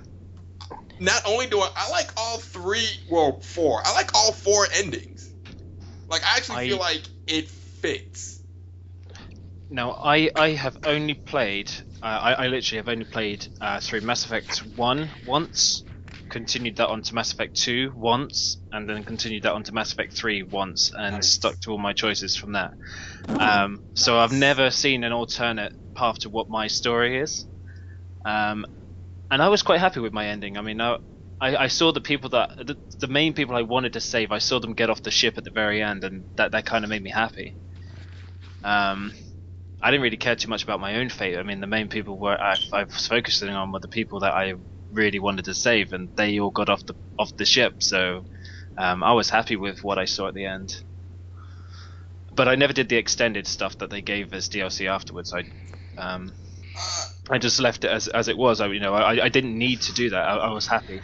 I would say if you have a save where it's like you're at the end, just do it. Just so all the extended stuff does is it gives more background information of like the ramification of your choice. Yeah. Like, it doesn't fundamentally change your ending. It just gives you more information. So if you but see, I might not like it then. No, but it doesn't change anything you did. All it really does is it shows more. Yeah, it just tells you like what happened.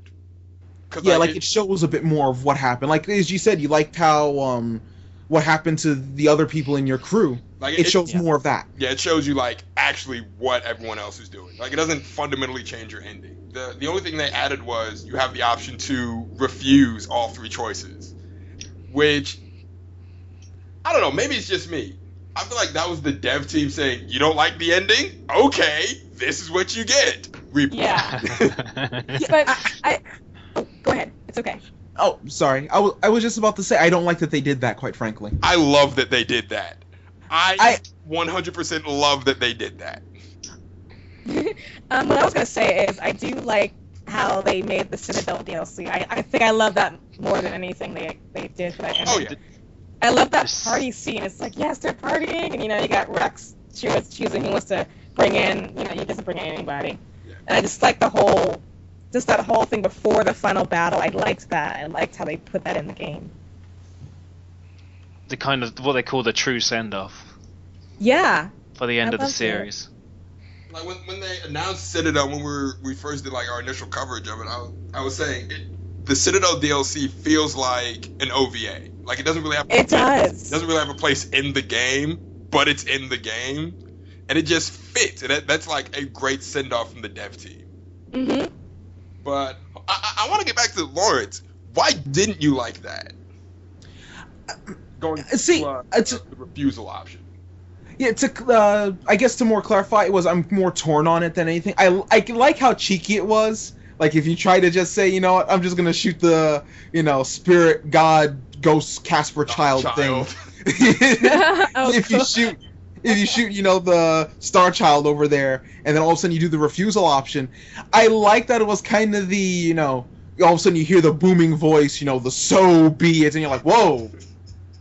Wait, what did I just do? Oh, yeah. And then it continues, and then you look at it like, wait, that was an ending? But at the same time, it felt like such a non-ending. That might be my one hitch with it. It was an ending, but it was a non-ending. It was to the point where the game doesn't even give you the credit for beating the game if you refuse all the choices.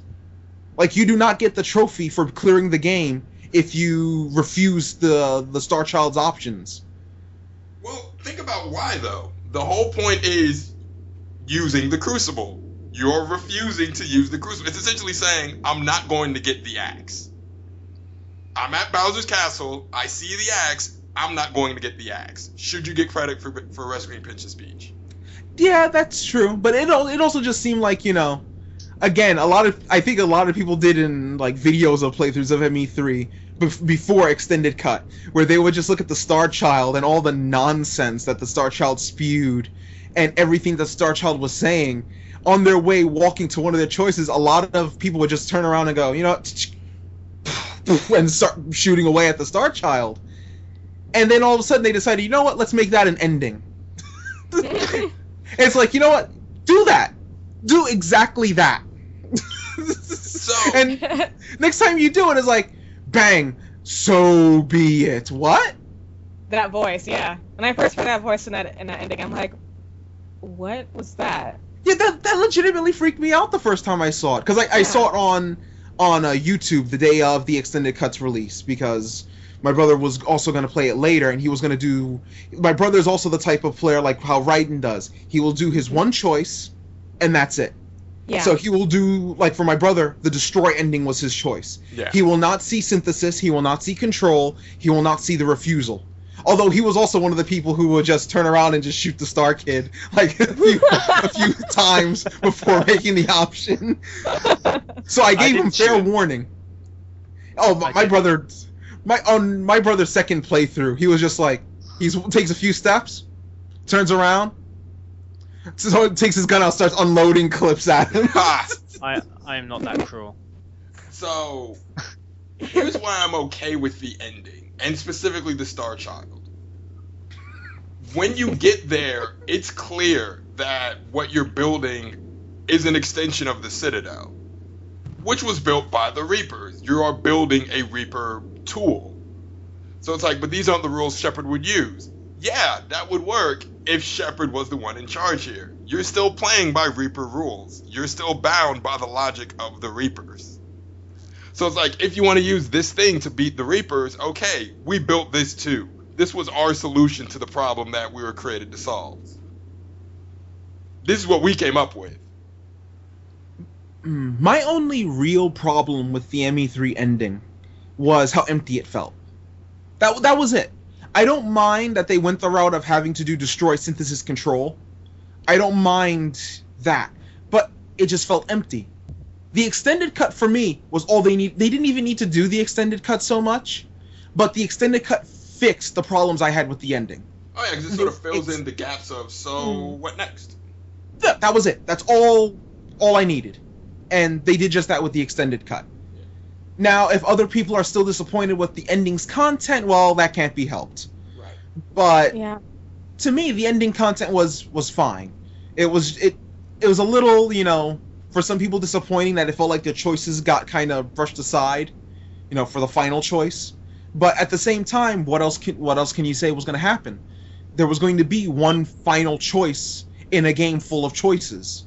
Mm-hmm. If Like, they're still disappointed, just tell them to play Citadel. Right. It will be good. The Citadel DLC and even the Leviathan DLC. Oh yeah. A lot of the blanks.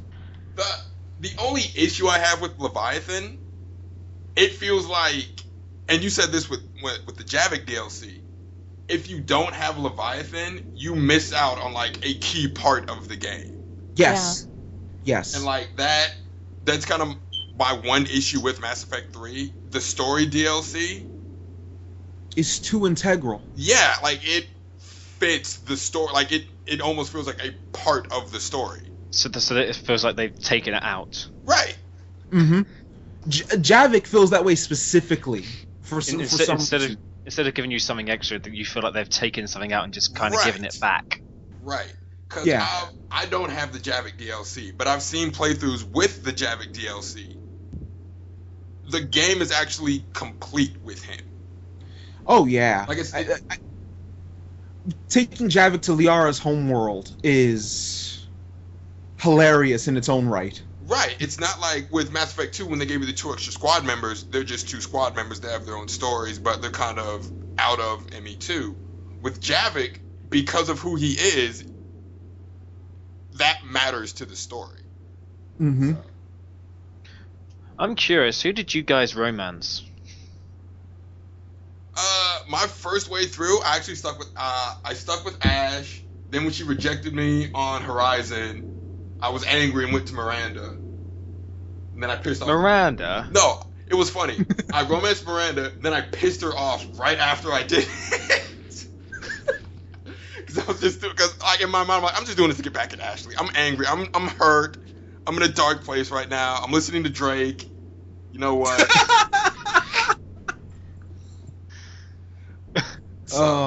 And then I went back to Ashley, who correctly called me out on going to Miranda. I was like, yeah, that was dumb.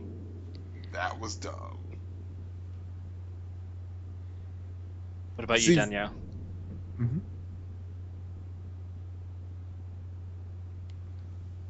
Did we lose Danielle? Danielle. Oh, we may have done. So what about you, Lawrence? On my end, it was pretty much Liara and Tali all the way. Like, on one playthrough Liara, the other playthrough Tali. That's pretty much it. For me, it was Ashley. And then similar kind of incidents with Justin, she rejects me. Yeah. And then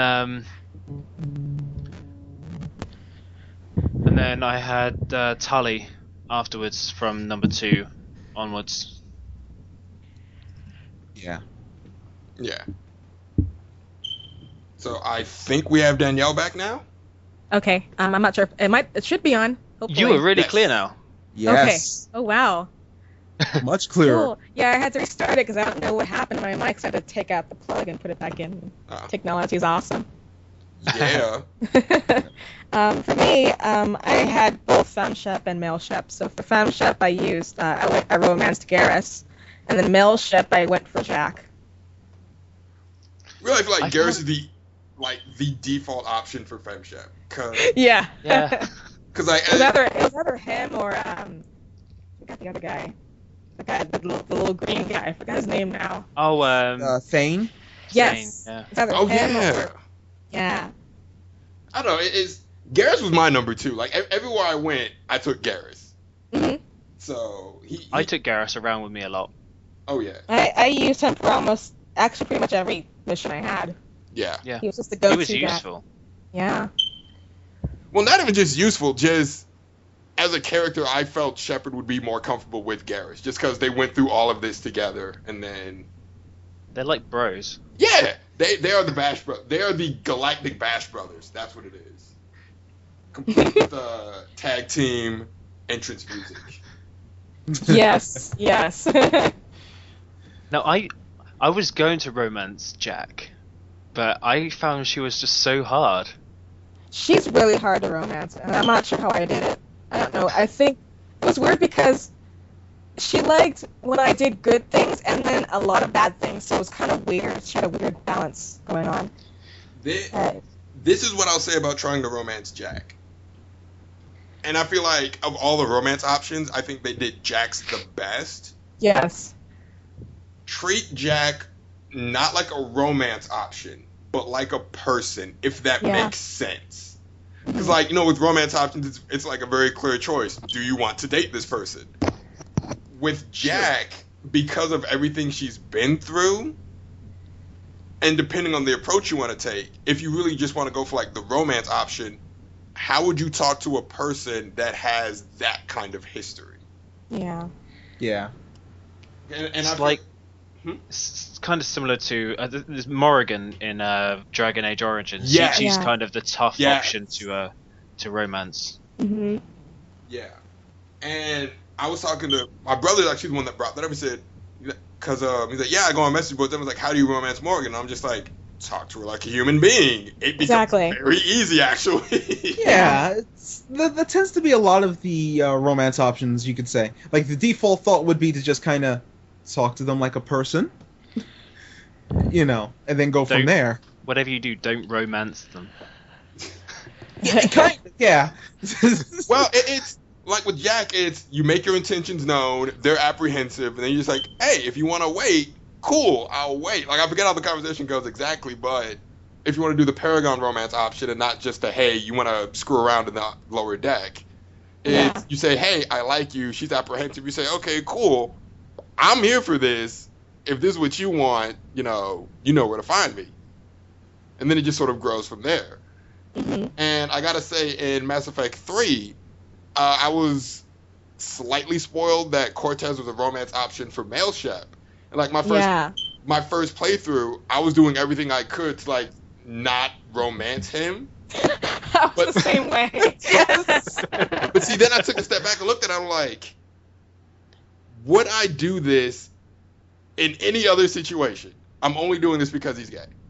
And I'm like, that's kind of a dickish thing to do. So like on this playthrough now, I'm actually like chilling with him like a bro. And true to BioWare fashion, it's a very clear indicator of, do you want to romance Cortez? Like it spells it out for you. Hey, do you want to romance him? But it's like, nah, I'm cool. So instead of, being uber dick because, oh man, and this is weird, just be a normal human being. Yeah. It works out just fine 9 times out of 10. My only hitches with BioWare when it comes to the gay romance options, like I think Anders was like this in Dragon Age. Anders was very forceful in 2. Yes. That is like my one problem. But for Anders, it's because that's his personality. Yeah. Oh no, I understand that, but it just seems like, you can just be like you just said with Cortez, talk to him like he's a bro, like you're friends with him and things like that. Because Cortez is a real chill dude. Like for the most, right? Whatever. Anders has issues.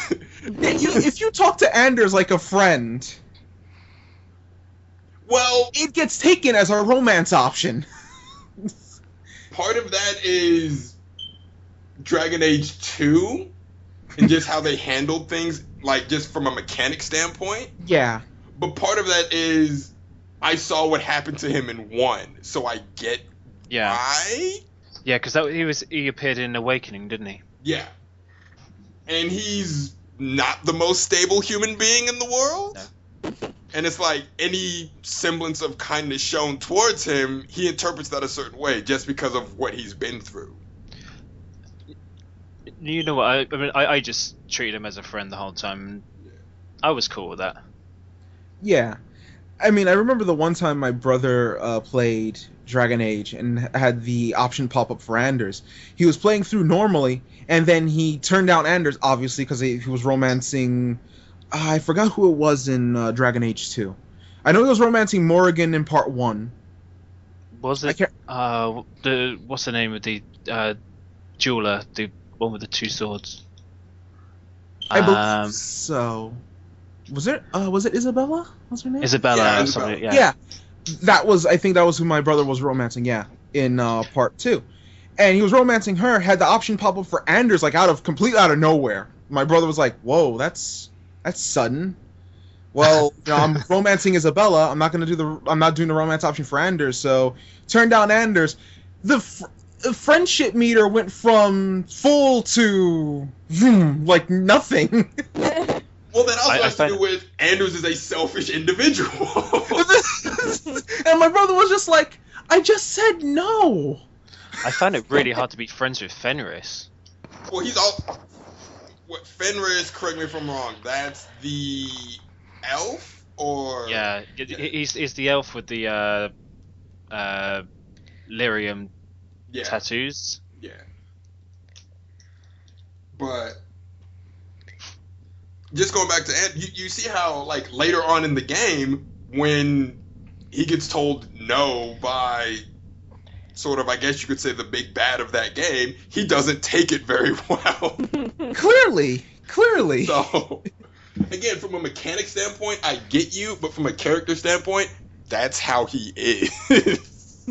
It just comes off as weird that it's like the game penalizes you for being like, no, Anders. And Anders is like, well, fine, screw you then. And it's like, I just said no. But he does that in the game, though. Like, even beyond the romance option. He does that in the game. because he has that insecurity. Yeah. Yeah, that's true. It just seems like one of those things where they kind of have... I guess a catch-22 would be the proper term. I get what you're saying. The unfortunate implication behind it. Yes. And I completely 100% get that. Mm-hmm. And also, it's the factor that they also have the characters change their character around your main in most BioWare games.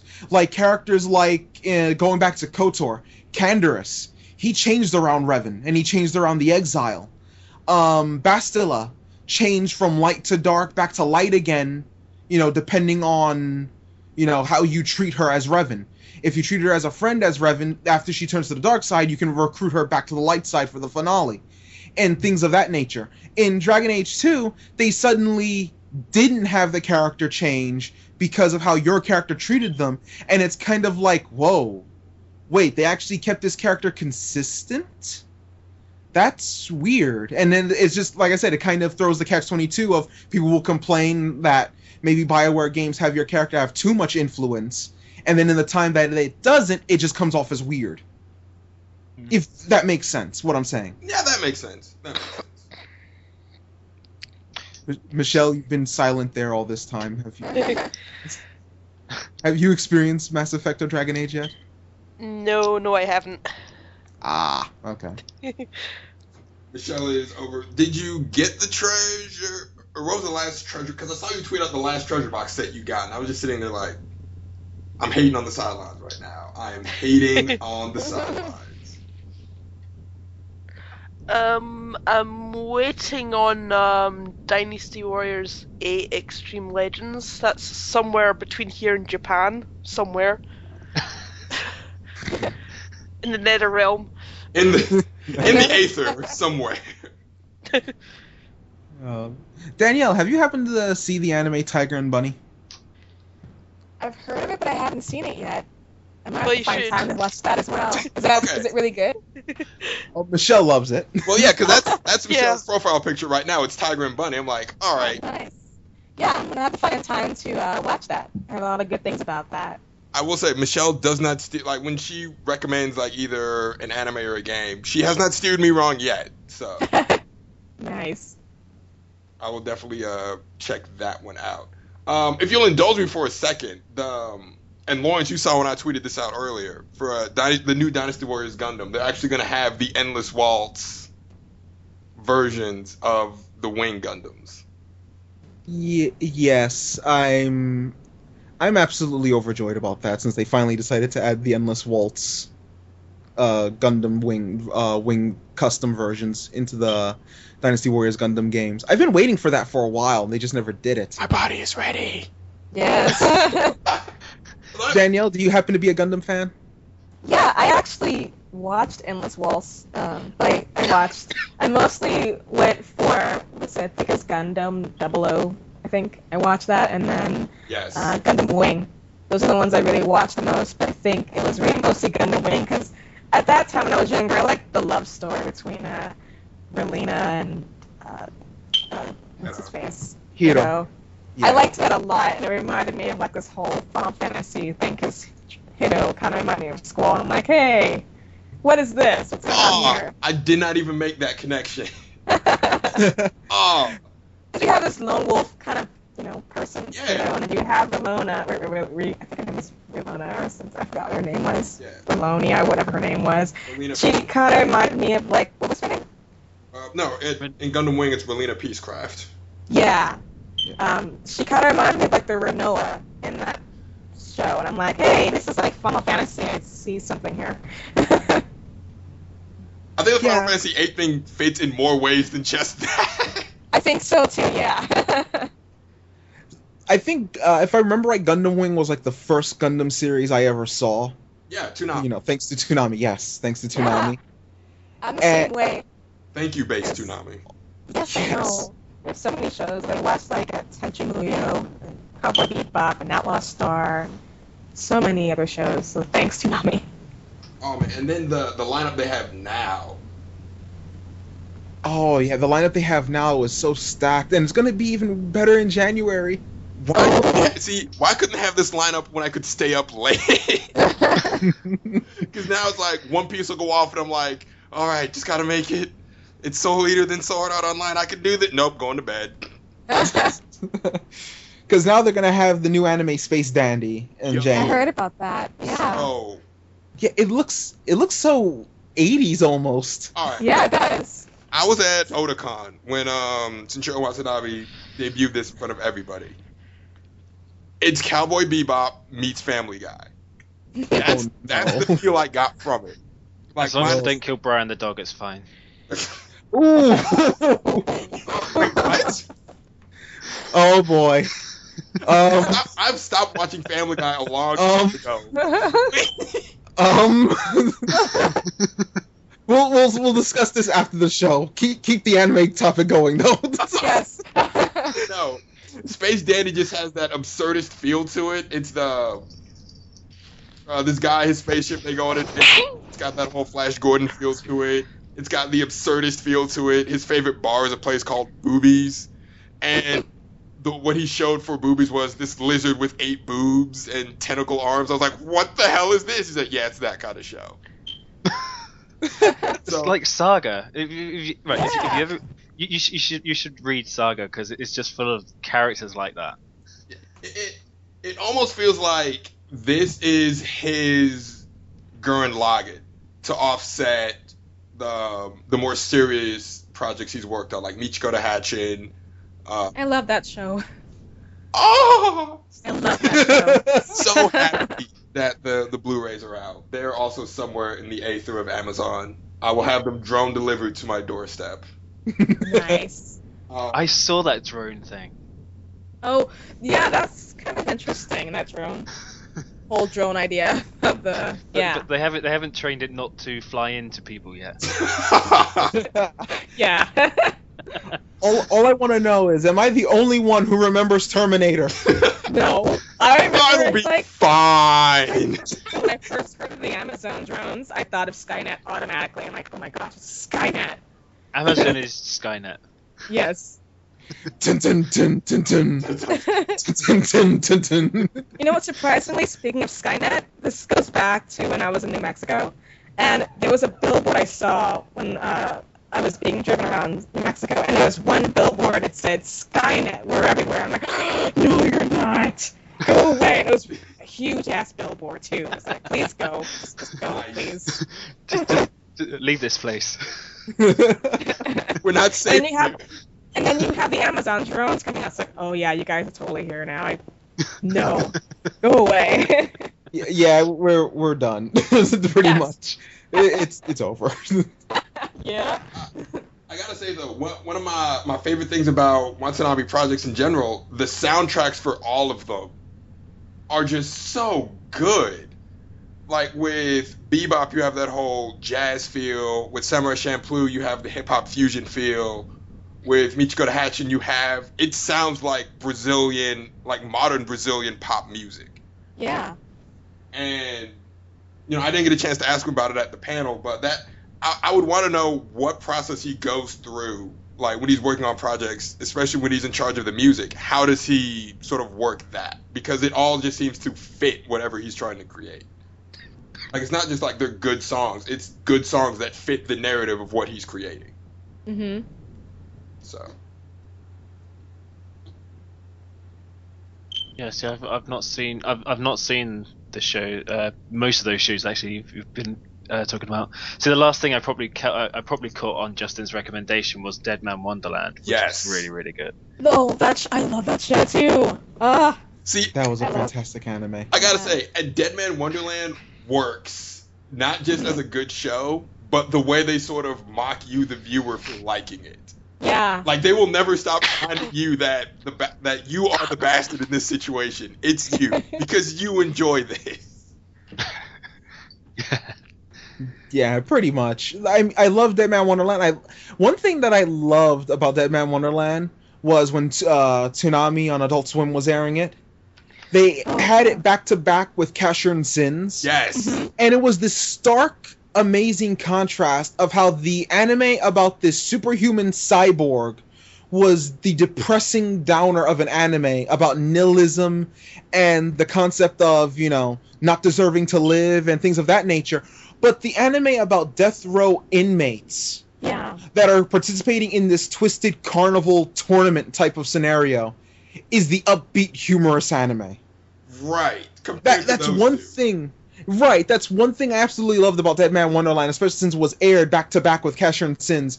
You had cyborg anime. Oh, this is going to be fun. This is about death row inmates. This is going to be depressing to watch. Mm-hmm.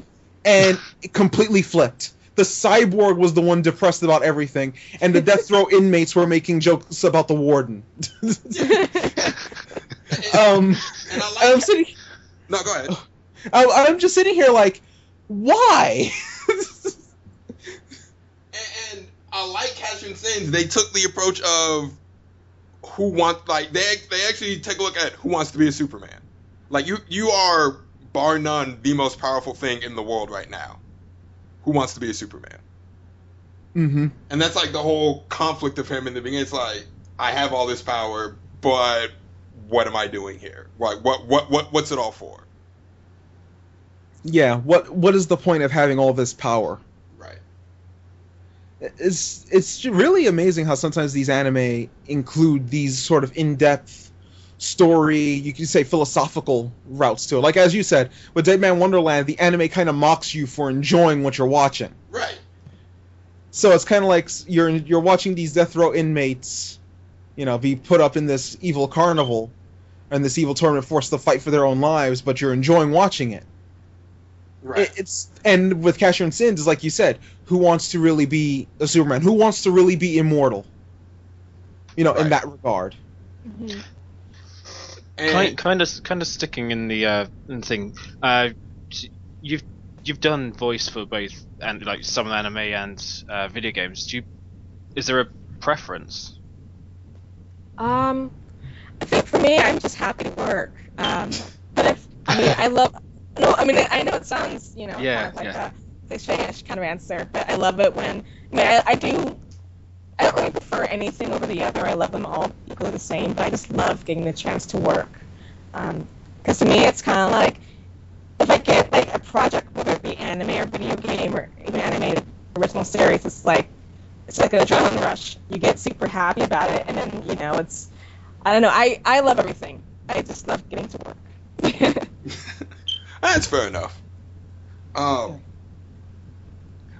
because we're hitting on our 2-hour mark, but before we wrap up, just sort of touching on what Lawrence was saying earlier, that like just how these anime, video games, even comics sort of touch on these topics that sort of get overlooked. Yeah. It's like it's anime, it's for kids. I'm like, there's some heavy stuff going on here. Yeah. Like, what was it? The Legend of Korra finale that. Yeah. That just aired. I won't do spoilers because it's like a week old, but the scene with Aang's son when he's in the fog, damn. Just there's a lot going on. Just accepting yourself, accepting your place in the world, and that's from a Nickelodeon show. People wouldn't expect that. Yeah. And then even the issues that I hear like Superman can deal with. Well, one of my favorite comic book writers, Dwayne McDuffie, rest in peace. His takes on Superman are some of my favorite. He did All-Star Superman, the Superman story where he's dying. Mm-hmm. And it just sort of deals with, all right, what does a Superman do on his last days? And then there's another Superman story. It's on Netflix now, Superman versus the Elite. It's based off the comic What's So Funny About Truth, Justice, and the American Way. Where it's like sort of mainstream people, the main complaint on Superman is, well, if you have all this power, why do you let the bad guys get away? Why don't you just, kill them? So you get introduced to a superhero team that does kill. And how does Superman exist in this world of people that want their heroes to kill? But it goes against everything that Superman stands for. So, I don't know. It's stuff like that. That's why I enjoy video games. That's why I enjoy comics. That's why I enjoy anime. The stories and the levels they make you think on. Yeah. So I think, it seems like as time goes by, these stories for the games and the anime and comics are getting much more deeper. Yes. And it's like, I don't know, because I find myself like, especially with comics, I find myself nowadays getting drawn into so many comic book series or graphic novels because it's the writing, it's the story that really does it. And I'm a sucker for story as well. Right. Yeah. The last sort of comic book series to draw me in was Scott Pilgrim. Yes. Oh, yes. I like that too. Because I saw the trailer for the movies, and I was like, oh, wow, this looks really good. And my brother recommended, hey, you should totally get the series. So I read that, and because I was 24 when I was reading that. So, like, Scott and I were the same age, and just sort of the things that whole series touches on, from dealing with the past and what it actually means to be in a relationship and going through that sort of quarter life crisis that he went through. I was like, holy crap. Yeah. So. Yeah, so it's only been kind of recent that I've. I mean, I don't read a lot, but I mean, Saga was one that really drew me in. And see, I have to pick that up now because you recommend. Yeah. Oh, You definitely have.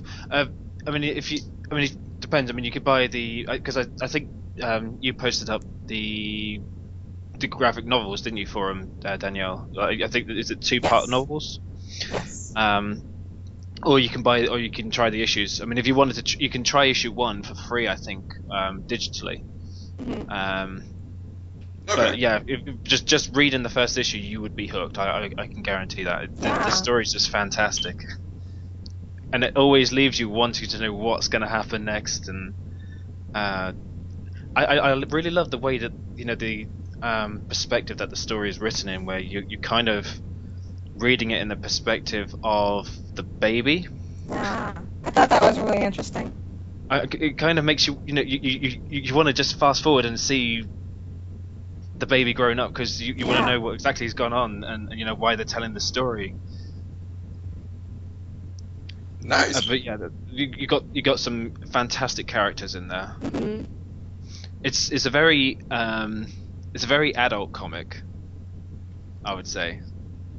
Yeah, I actually got my brother hooked on it too, because I was telling him about the whole saga thing, so I got into it, and then I just said, well, you know what, you read this book, let me know what you think about it. I gave him a 5-page trial thing as well, my friend did. Tell me what you think after the first 5 or 6 pages, and he couldn't put the book down. He just finished the whole entire thing. And then I gave him the second book, and he's not even done with it yet. Nice. Yeah. All right. So I recommend, definitely pick that up. Definitely. And you said that's on Comixology. Yeah, Yes. because that's where I got it from. Because you could buy on Comixology, you can do the first issue for free, I think, still. Yeah, I think so. But you can also buy like the individual issues, or you can buy the 2 graphic novels on there. I'd probably advise buying the 2 graphic novels. I think it works out cheaper. Okay. Yeah. If you like that first episode. I'm definitely gonna have to take a look at it. I think that's what we should start doing at the end of the show. Is just each of us recommend one thing, whether it's comic, game, show. I think that could actually work out really well for us.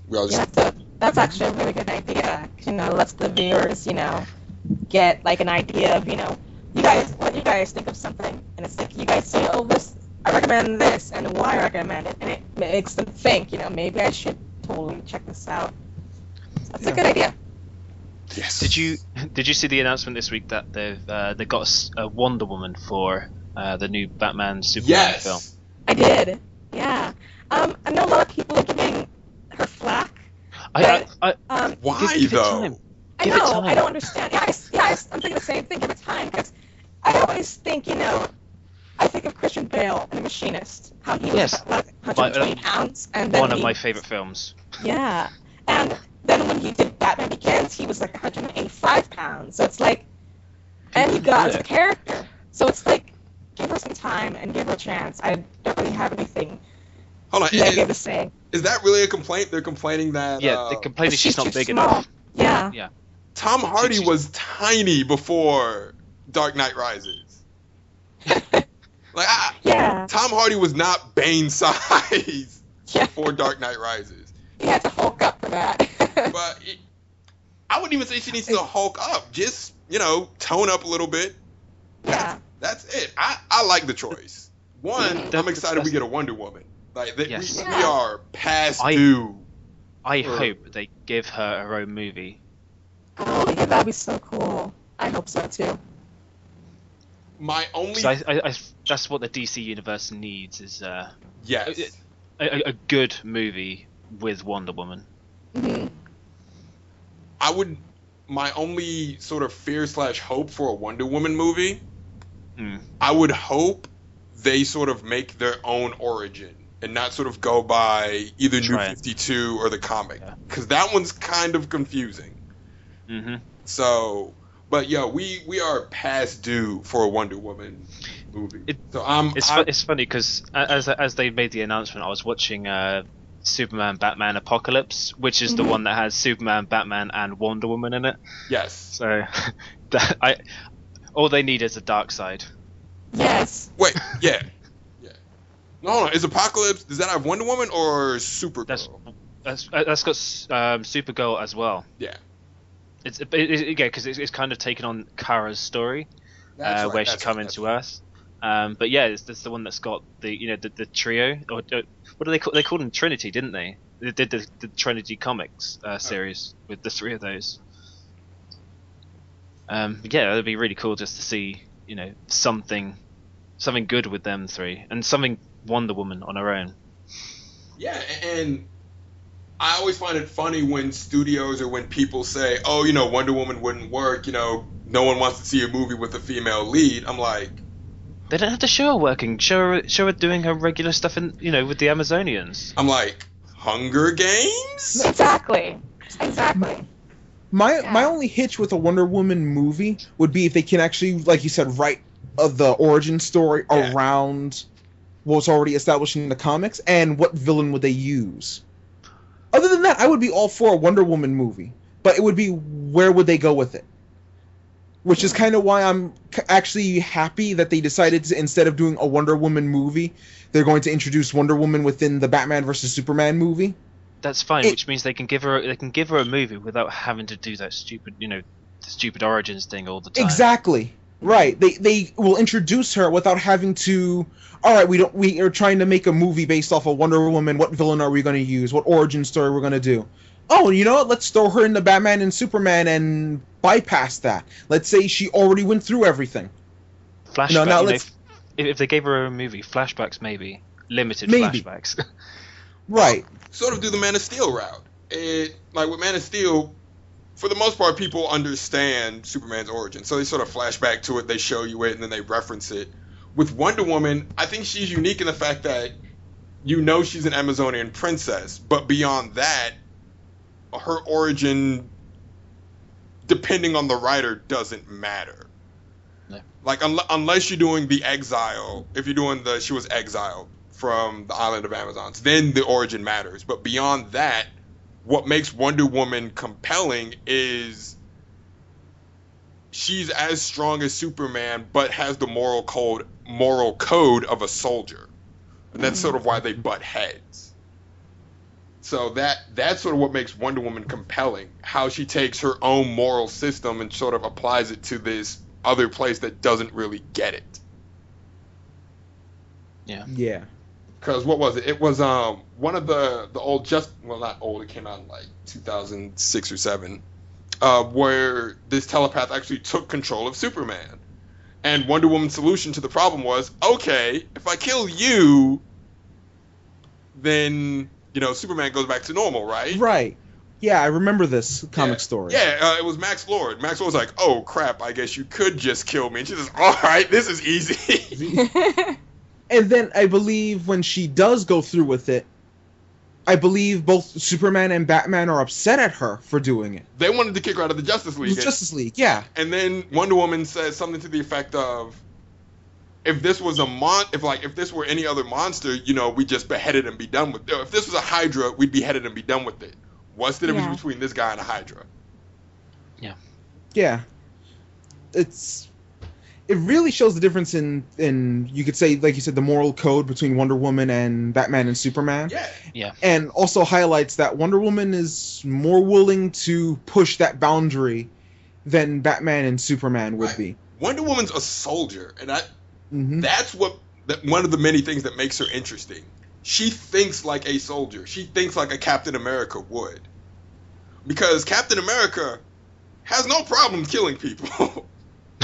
No. Yeah. Like the Red Skull, he's only alive. It's not for a lack of trying. Cap has tried. So he's not like a Superman, where Superman's like, hey, I have these great powers. I have the responsibility to protect everyone, including the villains. Wonder Woman's like, no, they're monsters. I don't see them as people. I see them as monsters.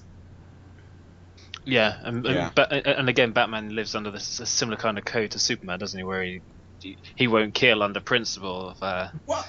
Batman's is stricter, yeah. Batman's an interesting case. It's not so much he thinks it's wrong. Well, if we go by, he hasn't got the superpowers. That's the thing. He's got his gadgetry and. Oh no, but he could kill if you know. Yeah. If we go by Under the Red Hood, that'll be my recommendation for the day. It's on Netflix. Go watch Under the Red Hood. I've got it on Blu-ray right next to me.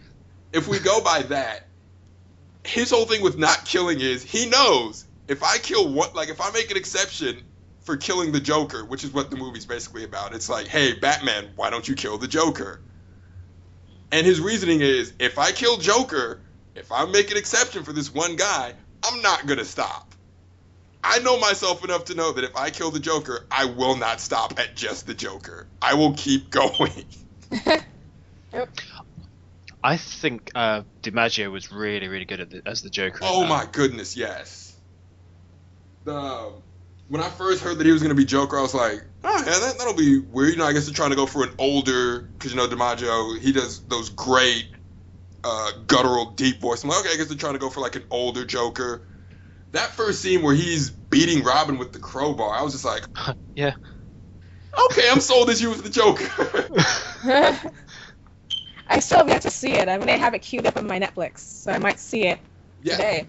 As well as that Amazing Spider-Man trailer. Yes. Yes. Oh. Yeah. Yes. Under the Red Hood. Under Red Hood is one of my favorite animated Batman. Yes. No, go on. There's there is plenty of the the Conroy ones which are really good, but just the story which was it Death in the Family. Yeah, they take Death in the Family and the Red Hood arc, remove the stupid parts of Death in the Family, like Joker being an Iranian diplomat, and present this really well done story. So yeah, and if you're so used, most people, if you're so used to hearing Mark Hamill as the Joker, everyone was always like really off put by having anyone else voice the Joker. Well, that's what happens when someone voices the character for almost a decade. Richard Epcar kind of made that point as well during the voice-over panel. Yeah. Was the fact that he voiced the Joker in Injustice, and he's never heard Mark Hamill do the Joker, and he says it's easy. It kind of means he can just put just go into the character himself, and the character's all his. Yes. When he does it, he doesn't have that looming, try to be as good as or try to replicate this other voice. Troy Baker did very good. Oh yeah, I heard his Joker too. It was really good. I like how there's different takes of the Joker's voice. I'm not really opposed to one or the other Joker voice. I love them all really because they're all like. To me, it's like if you take all the Jokers in one room, all the voice actors who could play the Joker, it's like you can make like a little party almost of all the Jokers who's having fun. So I think it's a good thing, that whole contrast of all the voices. And each person brings something different to their own interpretation, and that I like that. It is not just with the Joker, but anytime someone else will take over for another role as a person. One actor, can't do the role for whatever reason, another actor takes the place. I like that each person will bring something different, and I sometimes think it's to our detriment that we as fans, we get comfortable in what we like, and we're not, we don't like looking for new things. It's like, hey, I like my Mark Hamill as the Joker. Don't change my Mark Hamill Joker. Yeah. But and I think that's Oh, go ahead. No, Okay. you go. Okay, Yeah, I was you- gonna bring up the whole snake thing because a lot of people are really That's what I was upset going to about. bring up too. Yeah, a lot of people are really upset about the whole, Kiefer Sutherland thing, the guy being a big boss. And Yes. to me, it's like, I used to be one of those people. I used to like say, oh, well, David Hayter is the only Snake big boss for me. But now I'm realizing that it's good to have that contrast there because it's like you have this one guy who played Big Boss and Snake and stuff, and then you have this new guy who's playing Big Boss. So it's kind of an interesting contrast. Yeah. Mhm.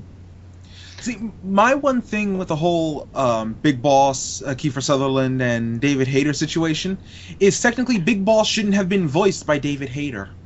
That's true.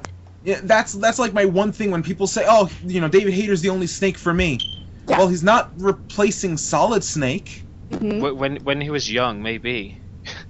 Yeah, I mean, I always wondered why did they have David voice Big Boss in the first place when he was Solid, and wasn't he like Naked Snake? I'm not sure if I'm correct on Yes. that. Yeah. Naked Snake is does become Big Boss. Okay. Yeah. Oh, so I always Is I that always why thought they that was did it? weird. I don't know. I just thought it was maybe Hideo thought, why do we have David voice both Solid and Big Boss? And I I think don't know. it, I Maybe think that's it, why they changed it. I'm I thinking. think in a way it was to kind of it was almost a way to kind of trick fans into thinking that they were still playing the Snake that they were playing in Metal Gear Solid 2 and Metal Gear Solid 1, and then when you actually evolve into the story, you realize actually this guy was before him, Mhm. and he looks exactly the same, he speaks exactly the same, he must be related. And then when when you find out the fact that he is Big Boss and everything else, it all then makes sense, and why he's the father of Snake. Solid and Liquid, yeah. Yeah, Yeah. it's the gene. Well, There's all the talk about genes and stuff. Yeah. Well, I think on that note, I'm looking forward to the 5th game. Yes. Like I said, I'm so obsessed with that trailer song that I cannot get it out of my head to the point where now I'm making a cover song on it. But just, I don't know, I've been watching a lot of trailer stuff and even like the 5-minute clip of like the Phantom Pain demo, and I don't know, it just looks very promising. I'm looking forward to see what Hideo has up his sleeve for this game. Well, you're Yeah. gonna love. It's Saturday, isn't it? That they got the VGX awards ceremony thing. Yeah. Oh So wow, all it's the this tra- so Saturday? all- yeah, I think so. So all the Oh, it trailers is are all December. Yay! I'm gonna totally watch that. I would, but I'm gonna be ice skating. Well, aren't you Well- fancy? They should put it Ice- on YouTube. Like they did Ice with the skating whole- in Hyde Park. They should totally do the YouTube thing like they did with the whole E3 coverage and everything else. Just put it on YouTube. There you go. Well, we've actually gone a little bit over our 2-hour mark. We do want to thank you for coming on the show, hanging out with us. This was a lot of fun. Yeah, thanks for having me. I had so much fun. I didn't realize we passed the 2-hour mark. The only reason So I much know fun. that is because I just happened to look at the clock and the time. I was like, oh, yeah, it's kind of late right now. And that, like, it's 6 here, so that means it's almost midnight where you are, right? It is. Wow. Yeah. 40 minutes. Yeah. Which means, Wow. hold on, that means if it's 12 minutes to midnight, it's past midnight for you, Michelle? Or. No, Michelle's at the No, same it's time the as same me. time zone. Oh, okay. Scotland doesn't have a different time zone. I always think that. Why do I think Scotland it's like either an hour ahead or behind? Oh, well. Scotland maybe ask for their independence, but they're not going to have their own time zone. You can have your independence, but hold on. This time zone thing, you can't have your own time zones. But no, this was a lot of fun. We have to do this again, whether it's you coming on the show again or us recording you beating up Lawrence and Skullgirls. Yes, we definitely have to do it again because I really felt this connection with all of you. And, Aw. it's with a lot of our interviews, I have so much fun with the interviews, but it's like something about that instant connection you feel when you first talk to, like, when I first talked to you guys, I felt something. And again, it's the universe. I'm going to have to go with that. I loved it. Justin, there's Mass Effect 3. Yes, Mass Effect 3. Yay, yeah. Yeah. Oh, that's what you're. So I'm like, yes, Mass Effect 3. I'm probably going to play it right after I edit this. Right. Oh, we all should play that. I need to get Mass Effect. So you guys are both on PS3, right? Yes. Yes. Oh, yeah. I need to get Mass Effect 3 on PS3 because I've only got it on 360 right now. Oh, so just for the multiplayer? Yeah, do it. And so, Yeah. so all of you are pretty much sending the signal at me to kind of be like, hop on Mass Effect 3's multiplayer. Is that it? Yes. Actually, if you guys give me an hour or so to edit, yeah, I can hop on. Oh. Oh boy, it's on. Oh man. But again, thank you. If people want to catch you, you have 2 con appearances coming up. Where can they catch you at? I have, and I'm so bad at the dates on these, but if you just look at the website, still have the dates and where it's located. But there's one con coming up in February. It's called Anime Lang Wasabi, and that's going to be late February, early March. And surprisingly, John DiMaggio is going to that one. Oh wow. Nice. Yeah, he's doing the whole Adventure Time thing, and the guy who plays Finn is going to be there as well. And I'm doing another con in Ohio in early April. It's called Shinboku Con. And yeah, All fun right. stuff. Shingoku Con and Anime Wasabi. We will definitely be on the lookout for those. We'll have links in our Podomatic and Twitter as well. Awesome. And you also have a website as well, yes? I do. I have the website is at www.daniellemcraebo.com. I keep getting that mixed up with my Twitter. And while we're on Twitter, I may as well pick that too. And my Twitter is DanielleMCBO. Okay, so we'll include links to that in the description as well. I would hope so, at least. yes, we will. Okay. We will have all of your links. All of your links will be pimped. Awesome. We'll Thank also you. have the Facebook page as well. Oh yeah, Danielle McRae, VO artist. Okay, Facebook so page. we'll have all those links as well. And there's lots of pages going on. That's right. We're quite the same. We're like, yeah. You can follow us here on Twitch. You can follow us here on Facebook, YouTube, Podomatic, everything. We have- My website is that they have all the links there. So there's one page on my website. I think it's the contact page. It has the Twitter, the IMDb, the Facebook page, and then I think another page too. Nice. So yeah, you can always go to the website and go to the contact area and be a lot more easier. On the Anime Cons page as well. So yeah, there you go. As well. Cool. Definitely when you go to Danielle's website, check out her animation demo reel. Like I said at the beginning of the show, I was really impressed with it. And You also done the song reel too. Yeah, I do. I'm actually gonna remake that one and update my songs. Include the new song. Include the new one that you're doing. the I cover will. song. Nope. I'm going to. I want to say I'm like 70% finished with the cover. No, we're Sorry. going the whole No, dear. No, actually, no, I'm working on it. I just have one little bit to do, and then I'm gonna edit that bit and then just put it up on SoundCloud and YouTube. Nice. Awesome. And then we'll have to put your SoundCloud up there too once you do that. Yes. Yeah, sweet.